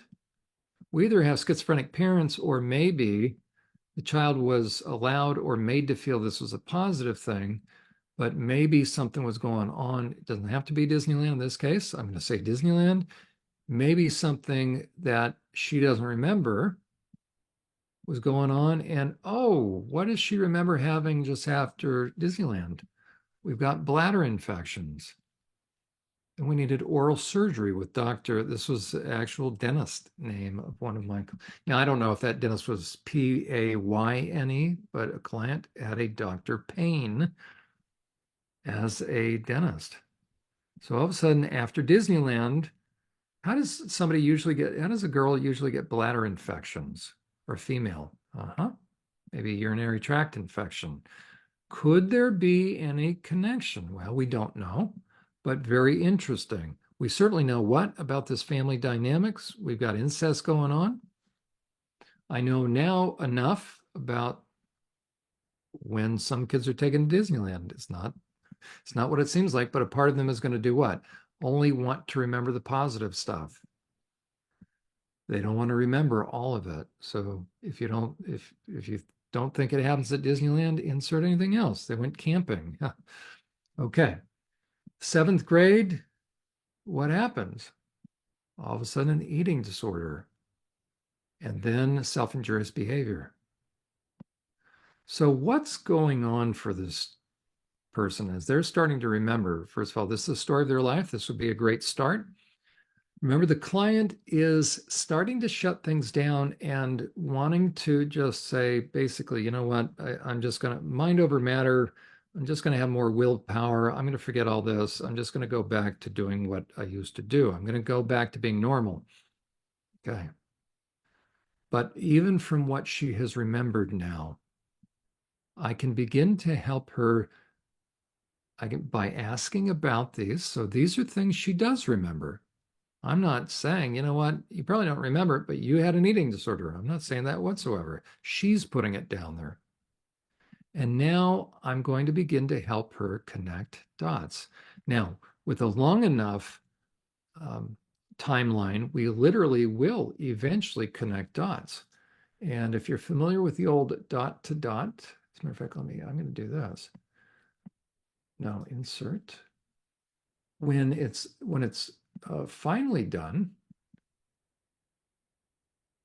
No, I don't want that one. Sorry about that. Let's see if I can get, anyways, I was going to try to get just regular lines. Okay, so eventually what you're going to do is when it's all finished, now this is months down the road, you're then going to actually connect dots. And I'll tell you why. because you're going to start to see, oh, that's a little arrow. Sorry about that. But anyways, oh, I missed the bullies, huh? So that should have gone right about, let's get rid of that one. Okay, bear with me, but this is a really important thing, by the way. Okay, where is, there we go. So I think it was, I liked school, bullies started to chase me, but then when I got to school, I liked it. But then what happened? Then suspended. Okay, and I got in trouble from my stepdad for that. But then I went back to school. Oh, that's an arrow. But anyways, okay, and then, so this is when you're all finished, by the way. And you're going to go through and connect all the dots. And eventually what you're going to see is the feel of your life. And the greater the extremes, or the more below the line, you will have themes in your life then. Have you ever felt like you are cursed? Have you ever felt like a sense of foreboding, like Murphy's Law, like a black cloud hanging over your head? Have you ever felt like no matter what you want, it's only a matter of time until it gets taken away or bad things happen? You're not imagining that, because these will have impacts on you. So that is going to be one of the things I'll recommend to help kind of get you out of that stuck place if you're starting to shut things down. And what we'll do is I'm going to introduce a very powerful thing. We'll kind of talk a little bit more about it next time. But I'm also going to recommend what's called I used to call it really an internal map. And that's exactly what we can call it. But yeah, you know what? That is what I called it. I'm looking at my notes. And that's typically what I call them. So I want to give you, oh, you know what? Before we do, there's a program, oh, that sounded funny. Hold on. There's a literal program on the internet that you can use called Canva. And you can do your own journaling on that. You can kind of make a scrapbook. It gives you a lot of templates. I have a client that has been using this, and you add pages and you can move things around. It's like a Word document. And she's been creating her own journal that way. So I wanted to show you all that. Canva looks like this. So I highly recommend that, because you can send that to your therapist and you two can walk through it together. Part of sessions, by the way, we cover this. We just walk through the different entries. Okay, so there is some online journaling. I want to introduce, and we'll come back to this, but I want to introduce the idea of, now let me find it first, the parts chart. Okay, and really what that is, we're going to do a lay of the land of parts so you can get to know your parts. And I am trying to find out where I put them all. I think it's right here. If I can bring it up. Okay, that's not the right one. What you're going to do is you're going to begin to identify the parts, and you're going to place them on a Word document, as it were, a working Word document, or even PowerPoint.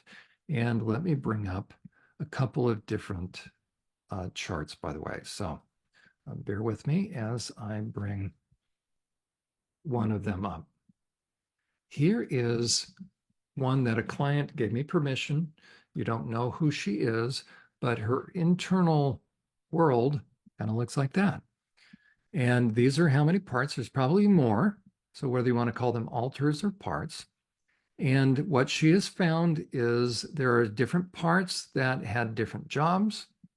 I think there's a lot of MK Ultra stuff that happened to her. And she is getting to know different parts, and they are helping her with this.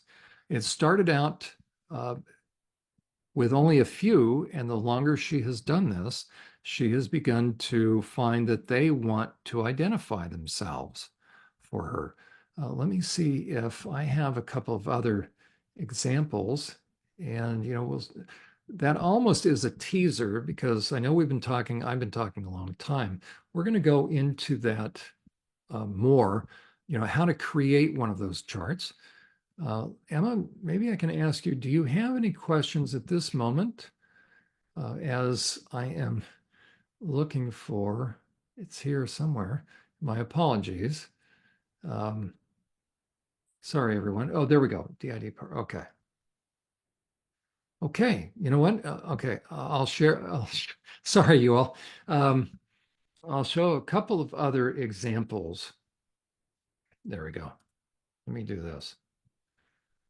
Some different examples from some clients that wanted that were willing to share some examples of this. Let me get out of this. Sorry, everyone, that I'm buying myself some time here just because I'm trying to organize it. Okay, there we go. Yeah.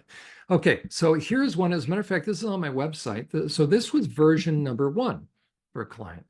So you could see what she did.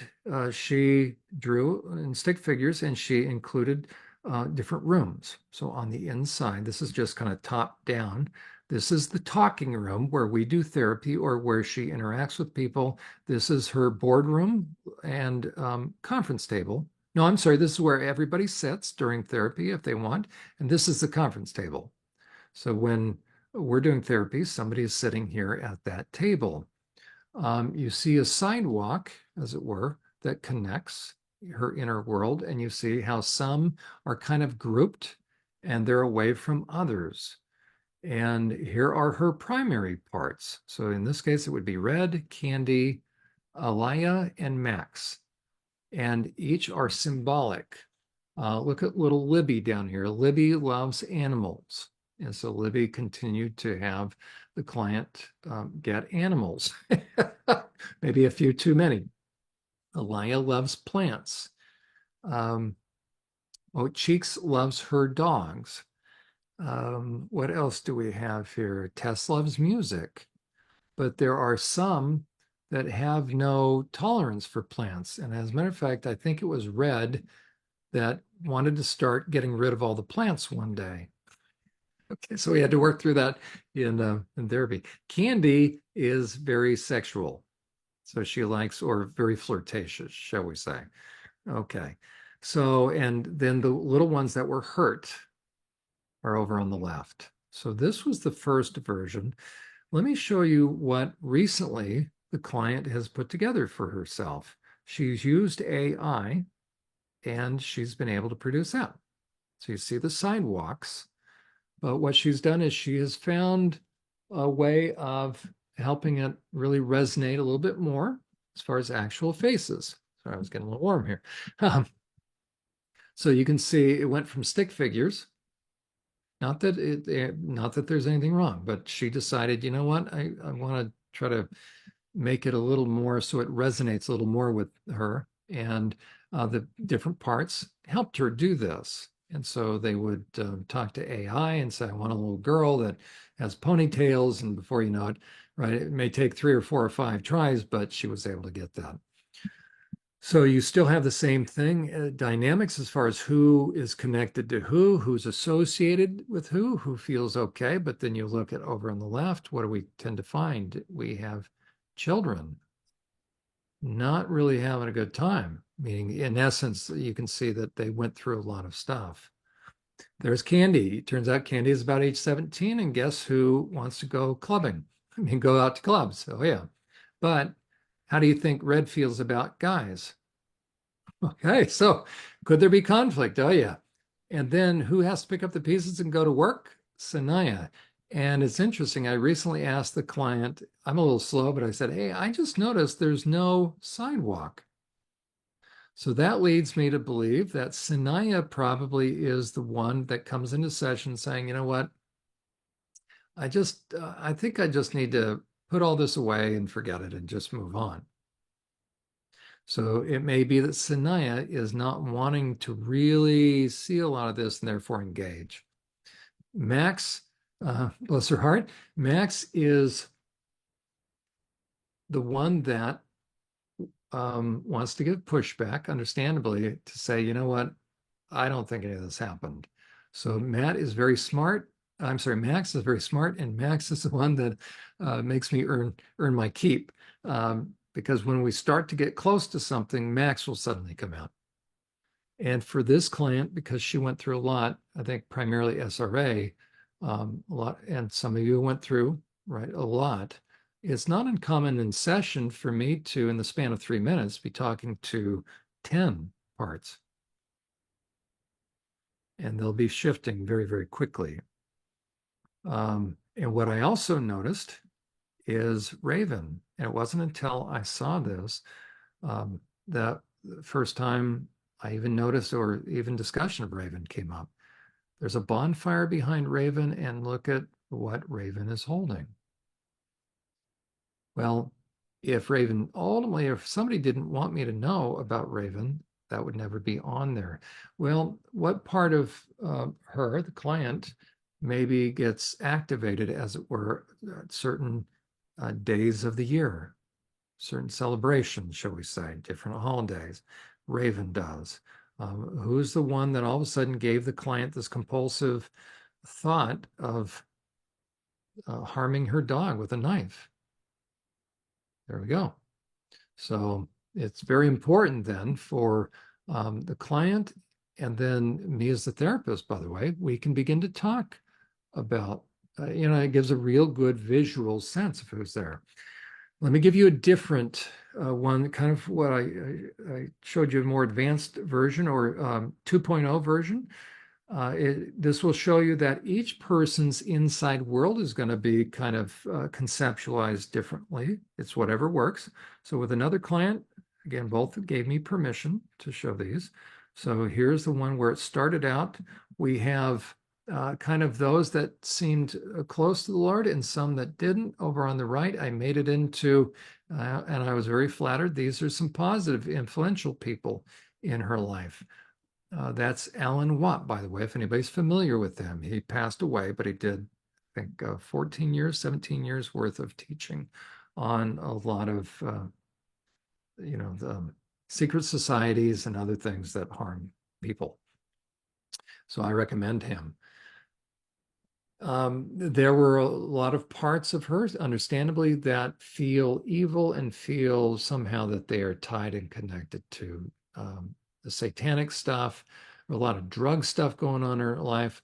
There were programs, and she was put through military training as a kid, and there was a lot of stuff where she had to use knives, shall we say, and a lot of abuse. This was the first version, and let me show you the most recent version. And so again, once you start, you might find that it will start to change. So for her, what she added here, she started to get a sense of, wait, these are groupings. And so she put, so these are little killers. We have spells, those that were put under spells and do spells. Rebels, but these are actually ones that are very forthright and very assertive and will say, and very much in touch with their anger, by the way. Here's sexualized parts. And what the client did is she has started to get a sense of who has communication with who and who's connected to who. That's really valuable because you'll start to see that there are some that have no dealings with others. And eventually what the client is going to have to do down the road is, as she starts to get a sense of and get connected, get to know all these different parts, she then, if there are parts, so for instance, let's say the worker bees, how should we put this? Let's say some that want to just have fun. I don't know, so what do we have here? Oh, passive, okay. So these are the ones that may be able to relax a little bit. Well, let's say Sarge thinks that everybody should always be working, working, working. Then Sarge and this group may not feel very positively toward this part because maybe this part or some others allow her to finally relax. Well, unless they can all kind of get to know one another, and that'll ultimately be through the client. So the client first has to get to know them. And then the client will begin to mediate and introduce parts to each other. So on that note, that is what I would recommend if you find yourself as a client beginning to shut down. I would recommend that. One other thing, we'll talk a little bit more about this. one thing that also can be helpful to break through a log jam if you find yourself um, is being able to do some venting. And you can do this a couple different ways, but the best method is one of two methods. And venting really allows you to get anger out. So I recommend one of two things, depending upon your situation. If you live somewhere where you have a garage or someplace where you can put a big, heavy eye hook and a punching bag, one of those heavy duty bags, okay? Maybe you secure it to the floor as well, but it needs to be heavy enough so that you can take a wooden baseball bat and beat the daylights out of that as you're going to start to say certain things, such as how dare you, and different memories are going to come to mind, and you're going to begin to fill in the blanks. We'll talk a little bit more about the art of venting. Okay. A number of my clients have purchased those torsos. The base is filled with sand, and they are used for kickboxing and punching. So you can get them at sporting good supply stores or get them online. I've been pretty impressed. They take a walloping and they don't fall over. So you want one that is heavy enough. And it's great because the torso, it's from the belly button up. And I found for most of my clients, it's a little bit shorter. And it's perfect because they can hit right where the neck meets the shoulder. And in so many different ways, it's perfect. Okay. And they can begin to beat the daylights out of that person. And we'll go into that because there's a number of additional techniques, but it's such a neat thing because the key to healing is anger. And the person is beginning to, and so all my clients, initially it's awkward for them. They feel there's a lot of things that keep them from really being able to start, and some clients actually film it. So they can they can ask for my feedback. How do I do it? I remember I was able to, one client, I said, you know what? We were talking on a laptop. I said, maybe I mentioned this before. I said, you already have it? She purchased one and she says, oh yeah, it's out in the garage. I said, really? I said, why don't we go use it? She says, what? I said, well, can you carry the laptop out there? She said, yeah. I said, good. I'm your therapist. I'll be coming with you, or I'm your coach, right? And put me out there. And sure enough, I was able to help prime the pump, and it was beautiful to watch. I mean, the anger, she was finally tapping into it, but she was able to only start with about 5, a single volley of 5. Well, like 2 weeks later, she did like 7 volleys of 14. That's massive. As far as she's becoming comfortable with her anger, and when the anger comes out, truth is coming out. That helps the entire system start to release. Truth start to gain their power back. Because when the truth starts to come out, you're actually ideally yelling. Now, by the way, if you can't, I have one client, as a matter of fact, the one with the AI artistic drawings for her part, because she lives in an apartment. What I recommend is this. Still, if you can do the baseball bat on your bed or take some jeans and fold them up, take a belt, take something. Now, some people may be triggered by a belt, but take something where you got to engage your muscles. I mean, if worse comes to worse, push-ups or isometric exercise. Because if the muscles start to burn, that's going to channel off the adrenaline and the rage. That's how you're going to stop the panic attacks, by the way. Or take a dishcloth, get it wet, and start to wring it out. Tightly enough to where you're, right? Look at my jaws here, right? I don't know if you can see it, right? When you clench your jaws, your little muscles go, right? And you're just letting yourself put it into motion first. And then if you do live in an apartment, obviously you can't scream, but just under your breath, you're picturing wringing their neck, doing damage to them. That's how you're going to start breaking through the lies. That's how you're going to start getting knapsacks off of you. And so that's how, if you find that you're going into a time where everything's shutting down, some of those some of those things that we covered, the timeline, the internal map, and then venting can begin to help move you through that Yeah, it's okay to say that denial. You're starting to go back in denial. Doesn't mean you're good, bad, or indifferent. It just means you're normal, quite frankly. A part of you is saying, you know what, I don't want to deal with it anymore. I just want to put it all back in the box. I want to shut the lid on this. And so what you need is just truth. A timeline can begin to help you see. Okay, did you possibly go through stuff? How do you know? You either have no memory, no dots on the page, or look at the dots. And if you see any sort of sexual abuse, then you know you have stuff you have to work on. Even just one incident. Have you let yourself get angry? Well, you have some work to do. But trust me, if you are dissociating, then it wasn't just one time. Wow. Thanks, John. I always love all the helpful tools that you give. It's neat, I think, for people to learn ways to cope with this, because I think, you know, that anger can lead to a lot of very unhealthy ways that people want to deal with what they're feeling, which can be very unproductive in a healing journey, can possibly get people in trouble, can, create enemies, and ultimately maybe push somebody back into trauma, So I love finding ways that we can take these negative emotions and do something positive with them.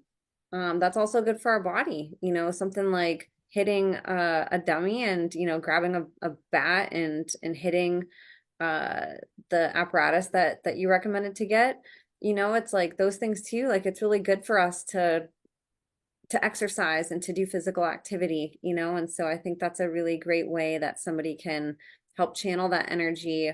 And then also you're doing something really healthy for yourself, instead of maybe something destructive like what might come natural. And I really love your timeline suggestion. That's so helpful. That sort of adds on to the journaling too, for another way that people can, as they're writing down their memories or getting in touch with their alters, that's a really great way to sort of advance journal, and start making that timeline. So thank you so much for sharing all this with us.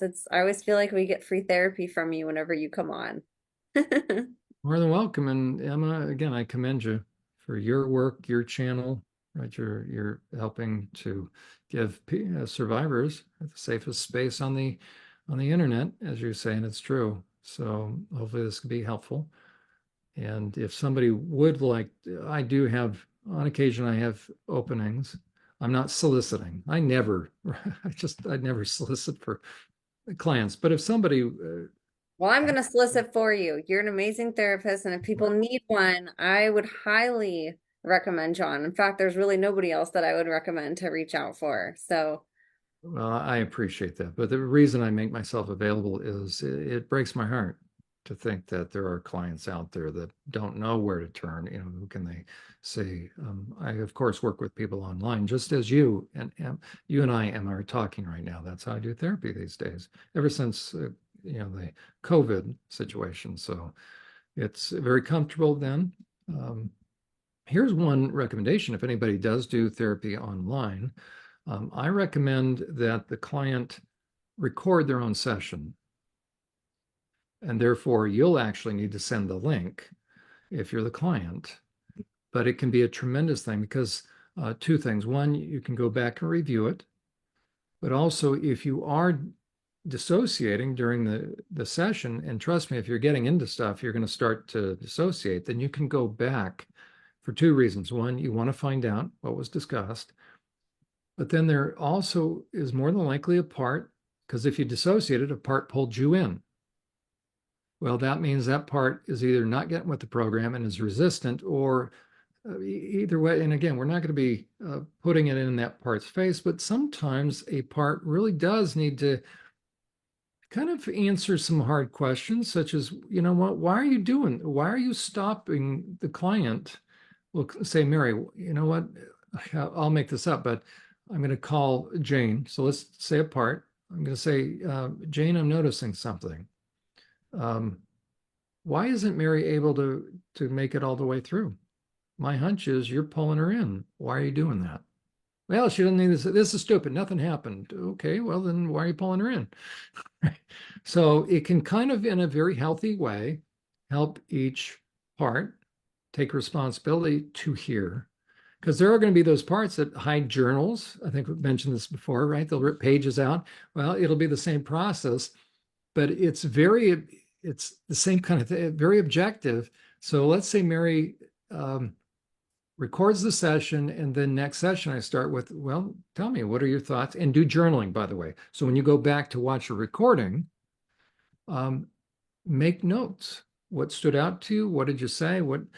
Oftentimes what'll happen is, especially the more a client went through, the less they're going to retain going back and watching it. So out of a 2-hour session, they may remember 6 minutes, but spotty. And they'll timestamp it for themselves. They're watching it, and I'll say, okay, so you don't remember what happened from 13 minutes to, because it's like, well, I was watching up until 8 minutes, and the next thing I know, we were at the 32-minute mark. So, okay, then I'll tell you what, after session today, and they're recording this one too. Now they've got two, but sometimes that can feel overwhelming. But you know what? So let's say I'm talking to Mary. Mary, I tell you what, go back to the 8-minute mark. And what I want you to do is really concentrate, but don't get anal about it. Right? Okay. But tell yourself you're going to listen, but again, not to fault her. But I said, in essence, you want her to really focus on staying present. Why? Because now you've given her a challenge, because there's a part of Mary that's saying, nothing happened. I just want to shut this down. So you can say, Mary, if nothing happened, then you should be able to watch the entire 2 hours. It's your session.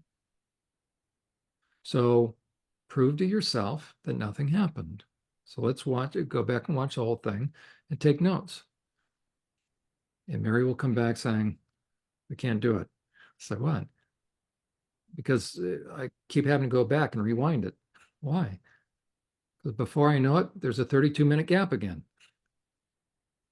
Okay, which means something very powerful is just on the verge of breaking through, meaning some truth. So number one, I'm not doing guided imagery. I'm not hypnotizing Mary. I'm not doing EMDR on her. I'm just suggesting she go back and watch herself. And then listen on the inside if she starts to go away, and find out, okay, who's pulling me in? And so that's another means of helping her break through the denial that, okay, there's something that's here. Why can't I watch my own session? And when I go away, it's not just that it's hard to hear, but some part is pulling me in. So either part doesn't believe I can handle it, or part, this is usually the case, a part doesn't want me to hear it. It's trying to keep truth from sinking in. And so therefore, that's the work that we need to do then, for Mary to find out, okay, Mary, find out what part. Ask that part when you start to get pulled in. And do you know her on the chart? Let's go on the chart and find out. And so little by little, then Mary is beginning to get in touch with herself, so that she herself is not sabotaging herself even during the day, and not going cross purposes with what she does or doesn't want. So little by little, then that can be that's a very powerful thing to go and record your sessions. I highly recommend that. Great tip. And I think too, just to, you can see progress that way too. You can see maybe if somebody's opening up sooner, and just kind of along the way, I think somebody who may feel like their journey is going really slow, you can go back and rewatch earlier episodes and be proud of yourself for coming further than, probably what it seems like sometimes. I know these journeys can be really long, and arduous and difficult, but even the little steps and, remembering a memory or creating a chart, all those things are a huge milestone in a survivor's journey. And it's really awesome, John, how many survivors you've helped along theirs. And like I said, I would highly recommend, if people do need a therapist, or if you know somebody that does or is looking for help, please contact him. And John, maybe what we could do is show people where they can contact you, and go over your social sites, because you're online. You have a lot of different ways that people can get a hold of you, but I'll let you go ahead and share that. Yeah, the easiest way is my primary site. There we go. It's survivorsupport.net. And if you scroll down, you'll see the primary way to do it. You'll see personal consulting, see the gal there on her phone. So just click that, and it'll take you then to, that's an actual, that's a client comment right there. But then if you click the arrow, it'll then take you to where you can sign up. And then you just scroll down and there's a little contact box. There you go. And you pay for it. I ask people you have to agree to terms. What this is personal consulting, by the way. I'm a licensed therapist, but I'm licensed in Pennsylvania and South Carolina. As I work with people in this capacity, I set that aside and I have the hat of what I call a personal consultant. And so if you scroll down just a little bit, you'll see the fine print. What I want people to do is read through this, because what it says is you don't want me acting as a therapist, meaning you're not hiring me for a therapist, so to speak. You actually want me as a personal consultant. The good news is, and the reason why I do this is, and then I can work with anybody anywhere. You're still getting me and my talents and all that, but I don't diagnose. I don't have to do case notes, and nobody then has access to your notes. Why? Because I don't really take notes, because I don't need them. It's a strange gift. So then you know that you're not being given a diagnosis. There's no treatment plan. So any of that. So that's why I call myself a personal consultant. So there you go with that. So if you do want to work with me, reach out and we can do that. We can schedule that. And then my office manager, I'll acknowledge that, and my office manager then gets in touch with you. And on this site, we've got podcasts. We've got the best way to work this site, by the way, is move left to right. The link, by the way, for the graphic for the parts chart is going to be under Help for the Journey. And we will put that under, I think the fourth sub tab down is where these, I know it's a little slow, the impact of trauma. Okay, so that's where that's going to be, unless maybe Emma has a better idea and I'm open for anything. But if you scroll down far enough, you'll actually see the chart. So what I'll do there is I'll have the link under there or on top of it. So you'll be able to download the PDF version of that. Cool. That's great. Thank you for doing that. And I know that you had this one on there. I think people go to your website and there's so much and they might have missed it. So for people who were asking, this chart is already on his website, and then he'll add the other one. There you go. And I'll add it to this section as well. Yep. Okay. And then if you want to, if anybody would like to watch my podcast that's on Friday nights, this Journey to Healing, there's where, although I'm about 25 episodes behind, but don't get discouraged. I'll get them all up there. But trust me, there's a lot up there. I'm doing a series on forgiveness, what it is versus what it is not. There's about 30 episodes on that, then a bunch on boundaries. So I really recommend spend some time on this. This is going to help. This will help you heal. So this is free therapy. But if you want to catch it live, you can go back to the home page, and there's a little link there, and it is Eastern Standard Time in the US. You can click that blue button and you'll be able to be taken to the channel. It's tecn.tv. Don't worry about whether it says conservative or not. There's Ken McClinton, by the way. He owns the station. His daughter was murdered. So that's he and his wife talking to a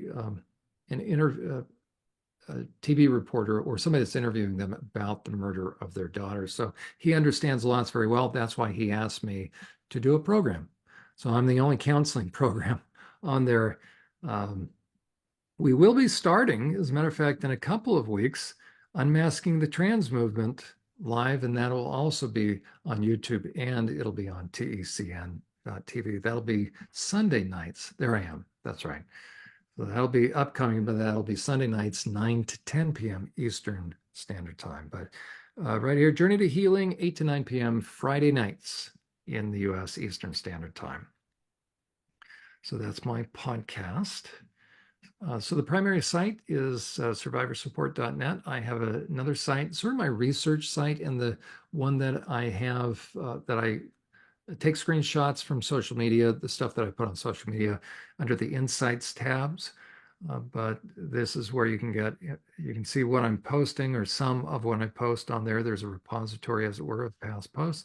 And then under the truths about predators, that also gives you um, insight into my clinical work, where I can say it gives my background, why I can be so definitive and definite about perpetrators, because I've worked with them for 15 years.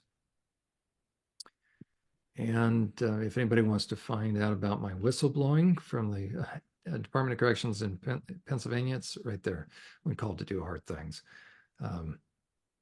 It was an interesting time because every now and then social media, they'll say, you can't trust Uhler. He was charged with forgery. Well, watch the story. Okay. If you're convicted of anything, by the way, you cannot hold an active therapy license. I have 2 active therapy licenses. So this was, I think, about 8 years ago, but very compelling because I was the first prison psych staff in the U.S. to blow the whistle on inmate abuse, and I'm the reason why there's no more solitary confinement used as a punishment on mental health inmates in the U.S.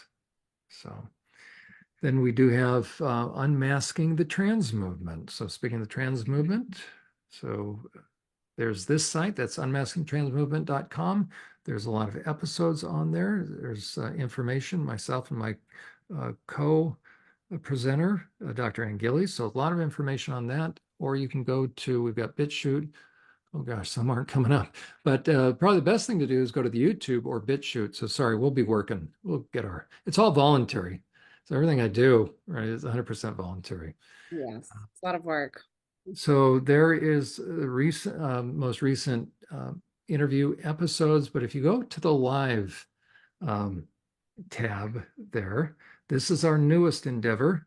I must be crazy for doing this, but okay. So the most recent thing, since 2 weeks ago, Emma, we started Unmasking the Trans Movement live. The only Sunday we won't be doing it is this coming Sunday, but by the time people hear this, you won't have to worry about it. Just look for the next Sunday. So every Sunday, 9 to 10 o'clock Eastern Standard Time, we will talk about issues related to the dangers of the trans movement, whether medicalization, sterilization, amputation of body parts with kids, or how it facilitates predation, how predators are using it.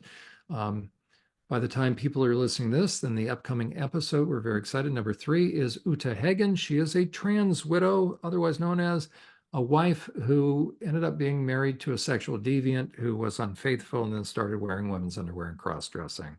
They're called trans widows. So the sexual deviant guys. We have had Uta Hagen on the regular program, so we're excited. She's going to be kind of regular on our program because women need support when they end up with a sexually deviant guy who's into pornography, and also women and children, women and kids need to be protected by sexual deviants, and not just in single spaces or single sex spaces, right? We want to keep the sexual deviant guys out of those. We want to keep them out of women's sports, and we want to keep them out of women's prisons. This is truly an attack upon women. So people need to understand this, and so you have access to a lot of videos. I think we're up to 127 episodes on that under the video section, and a lot of good, however many videos, I don't know, right? But a lot of good. If you want answers, if you want to be able to defend why men shouldn't be in private spaces, why there should be single-sex bathrooms in schools, if you are going to go to your school board, you need facts. So educate yourself, and this is free education.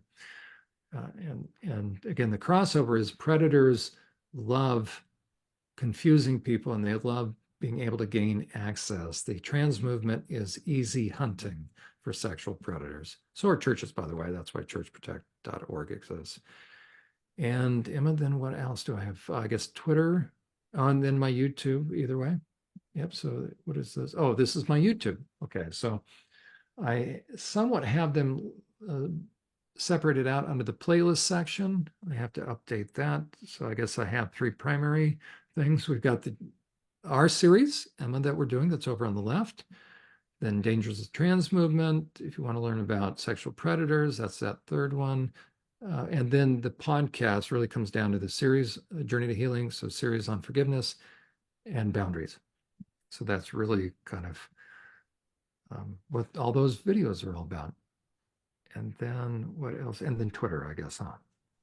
Yep. And then your Twitter where you fight off Satanists and sexual deviants that come after Yeah. you, that you're Yeah. exposing I them. just did a little series on a number of things. If you scroll down on furries, so the times that people were, oh, and we had Scott Nugent was on the program. That was a very powerful one. Um, oh, okay. I just posted that one today. These are two parents that threw a kid into a crocodile infested or alligator infested canal. It was over in India. And the kid was consumed and they didn't want to get Down syndrome or something.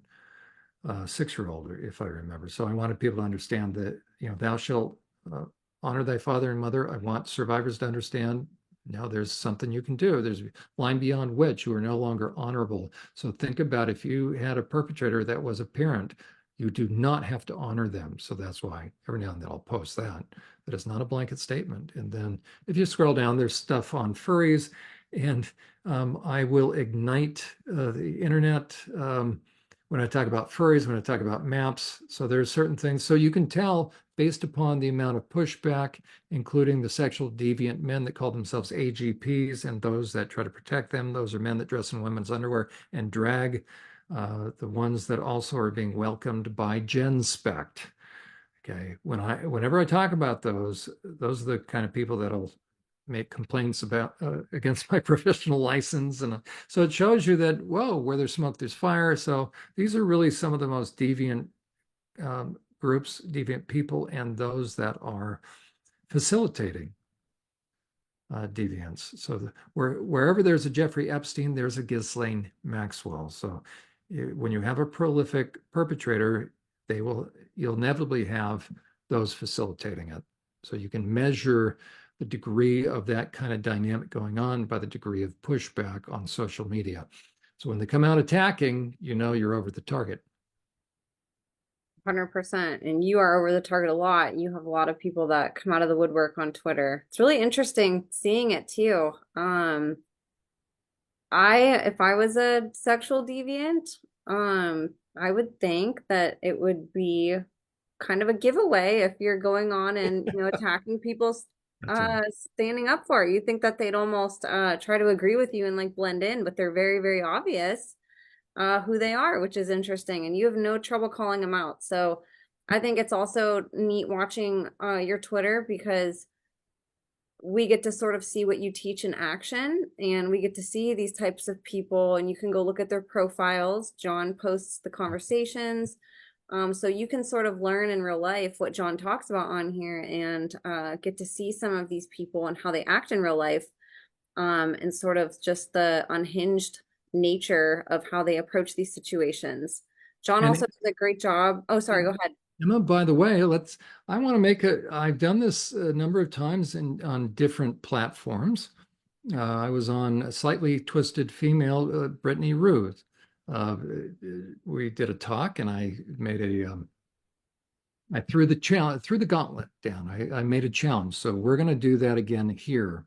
If anybody, whether Soylent Green of the non-satanic satanic temple, or am I whatever his name is? Okay.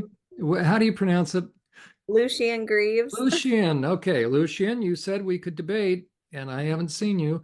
Where you Okay. at? Any furry, any MAP, minor attracted person, any academic, anybody that wants to justify or rationalize or try to say that the trans movement is legitimate, that there are such things as trans kids, anybody that wants to try to say that I don't know what I'm talking about when it comes to sexually deviant men dressing in women's underwear and drag, that they are not safe, that they present a high risk, an ever-present danger for women and kids, women and minors.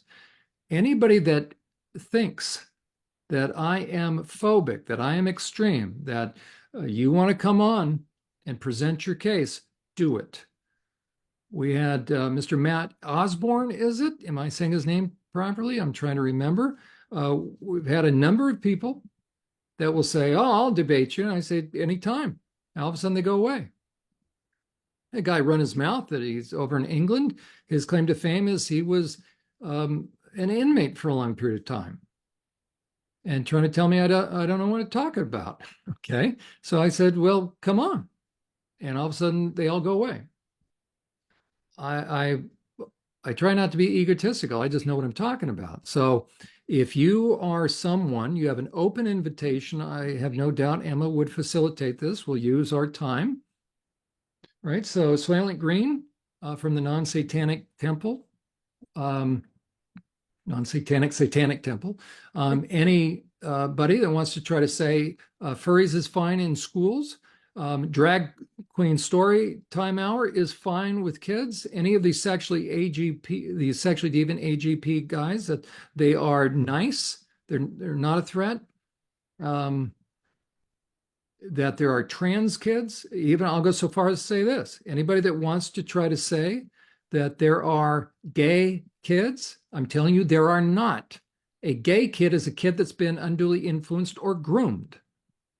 Okay, if you say they're gay kids, you have blinded yourself from who is grooming them. Okay, the goal is we want to keep women and children safe, and we all have to be very careful not to take our own biases and put it on kids.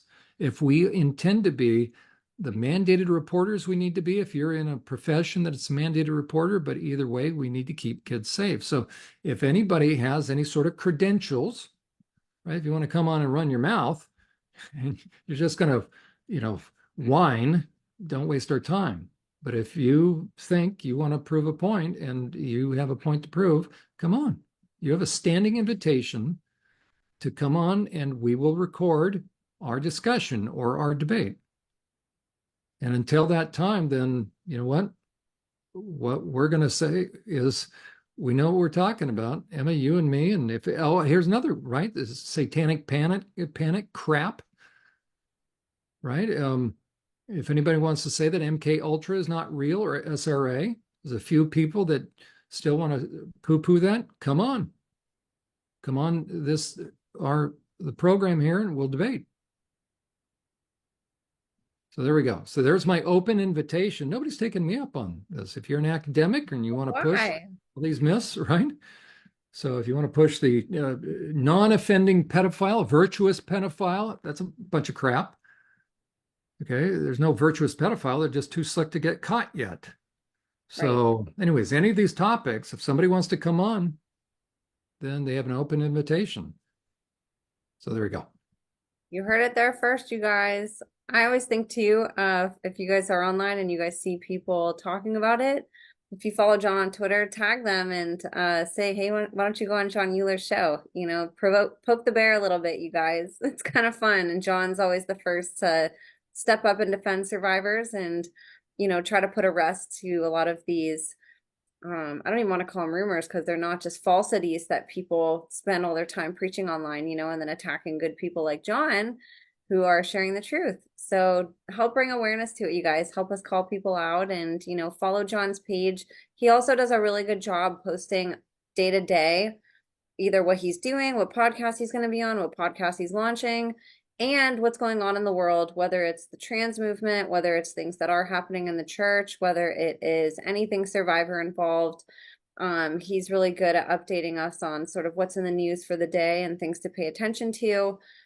So follow his page too to get updates. I know it's a little bit tough to keep up on the news, but somehow John fills his day up with things every single hour and still finds time to update us. So if you guys aren't able to find that stuff on your own, go follow him and his page. And I really encourage you guys to go dig into his survivorsupport.net video archive and the blog that he has. There's so many hours of information there. And a lot of you, I see all the time in the comments, write about how you want to get therapy, but either you're scared or nervous. You can't because maybe you still live with somebody who you can't talk in front of. Or you just don't have the resources or funds for it. And I think John's page really does do a great job outlining things that you can do at home. There's hours and hours and hours of content that you guys can start digging into and almost do therapy without a therapist there with you. And then whenever you're ready, you're right on the page where you can go ahead and contact John on that contact page, and he'll be there for you whenever you guys are able to or ready to get actual therapy or consultations. So I really highly encourage you guys to connect with him, and he's also really good about answering questions if you guys have them. So you guys can DM him on Twitter if you guys just want to reach out and ask him questions.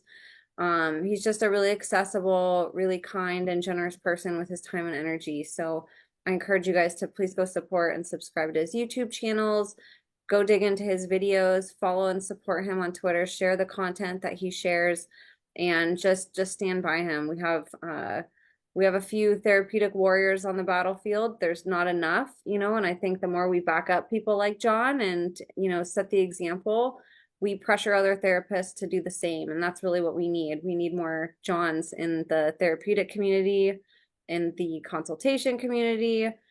We just really need more people stepping up to help survivors, because this stuff really is outcasted in that community. So go lift him up, you guys. And John, thank you so much for coming on. This was a really awesome show. I'm really glad we got to connect again, get the series booted up, and help set the captives free.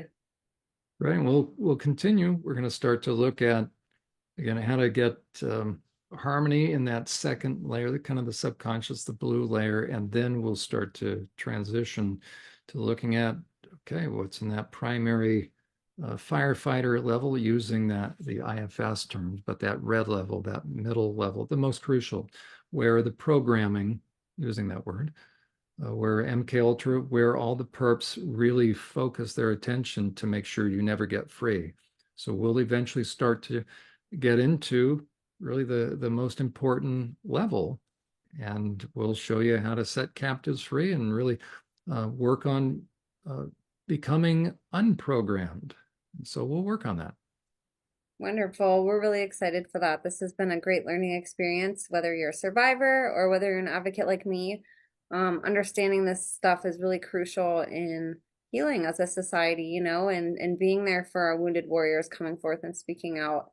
We've been really understated on this information in academia, and I'm really grateful that you come on here, John, and help sort of re-educate us and reverse engineer, as we were talking about earlier, Right. how our bodies work, so we can start to understand again. So this will be awesome. I'm really, really looking forward to it. I know viewers are too. You guys, I'll have all of John's information in the show notes for you. They light up as hyperlinks, so just go down there, click real quick. It'll divert you to whatever web page you guys are clicking on, and makes it super easy so you guys can just click and go and don't have to go search for it all yourself. So please go connect with John.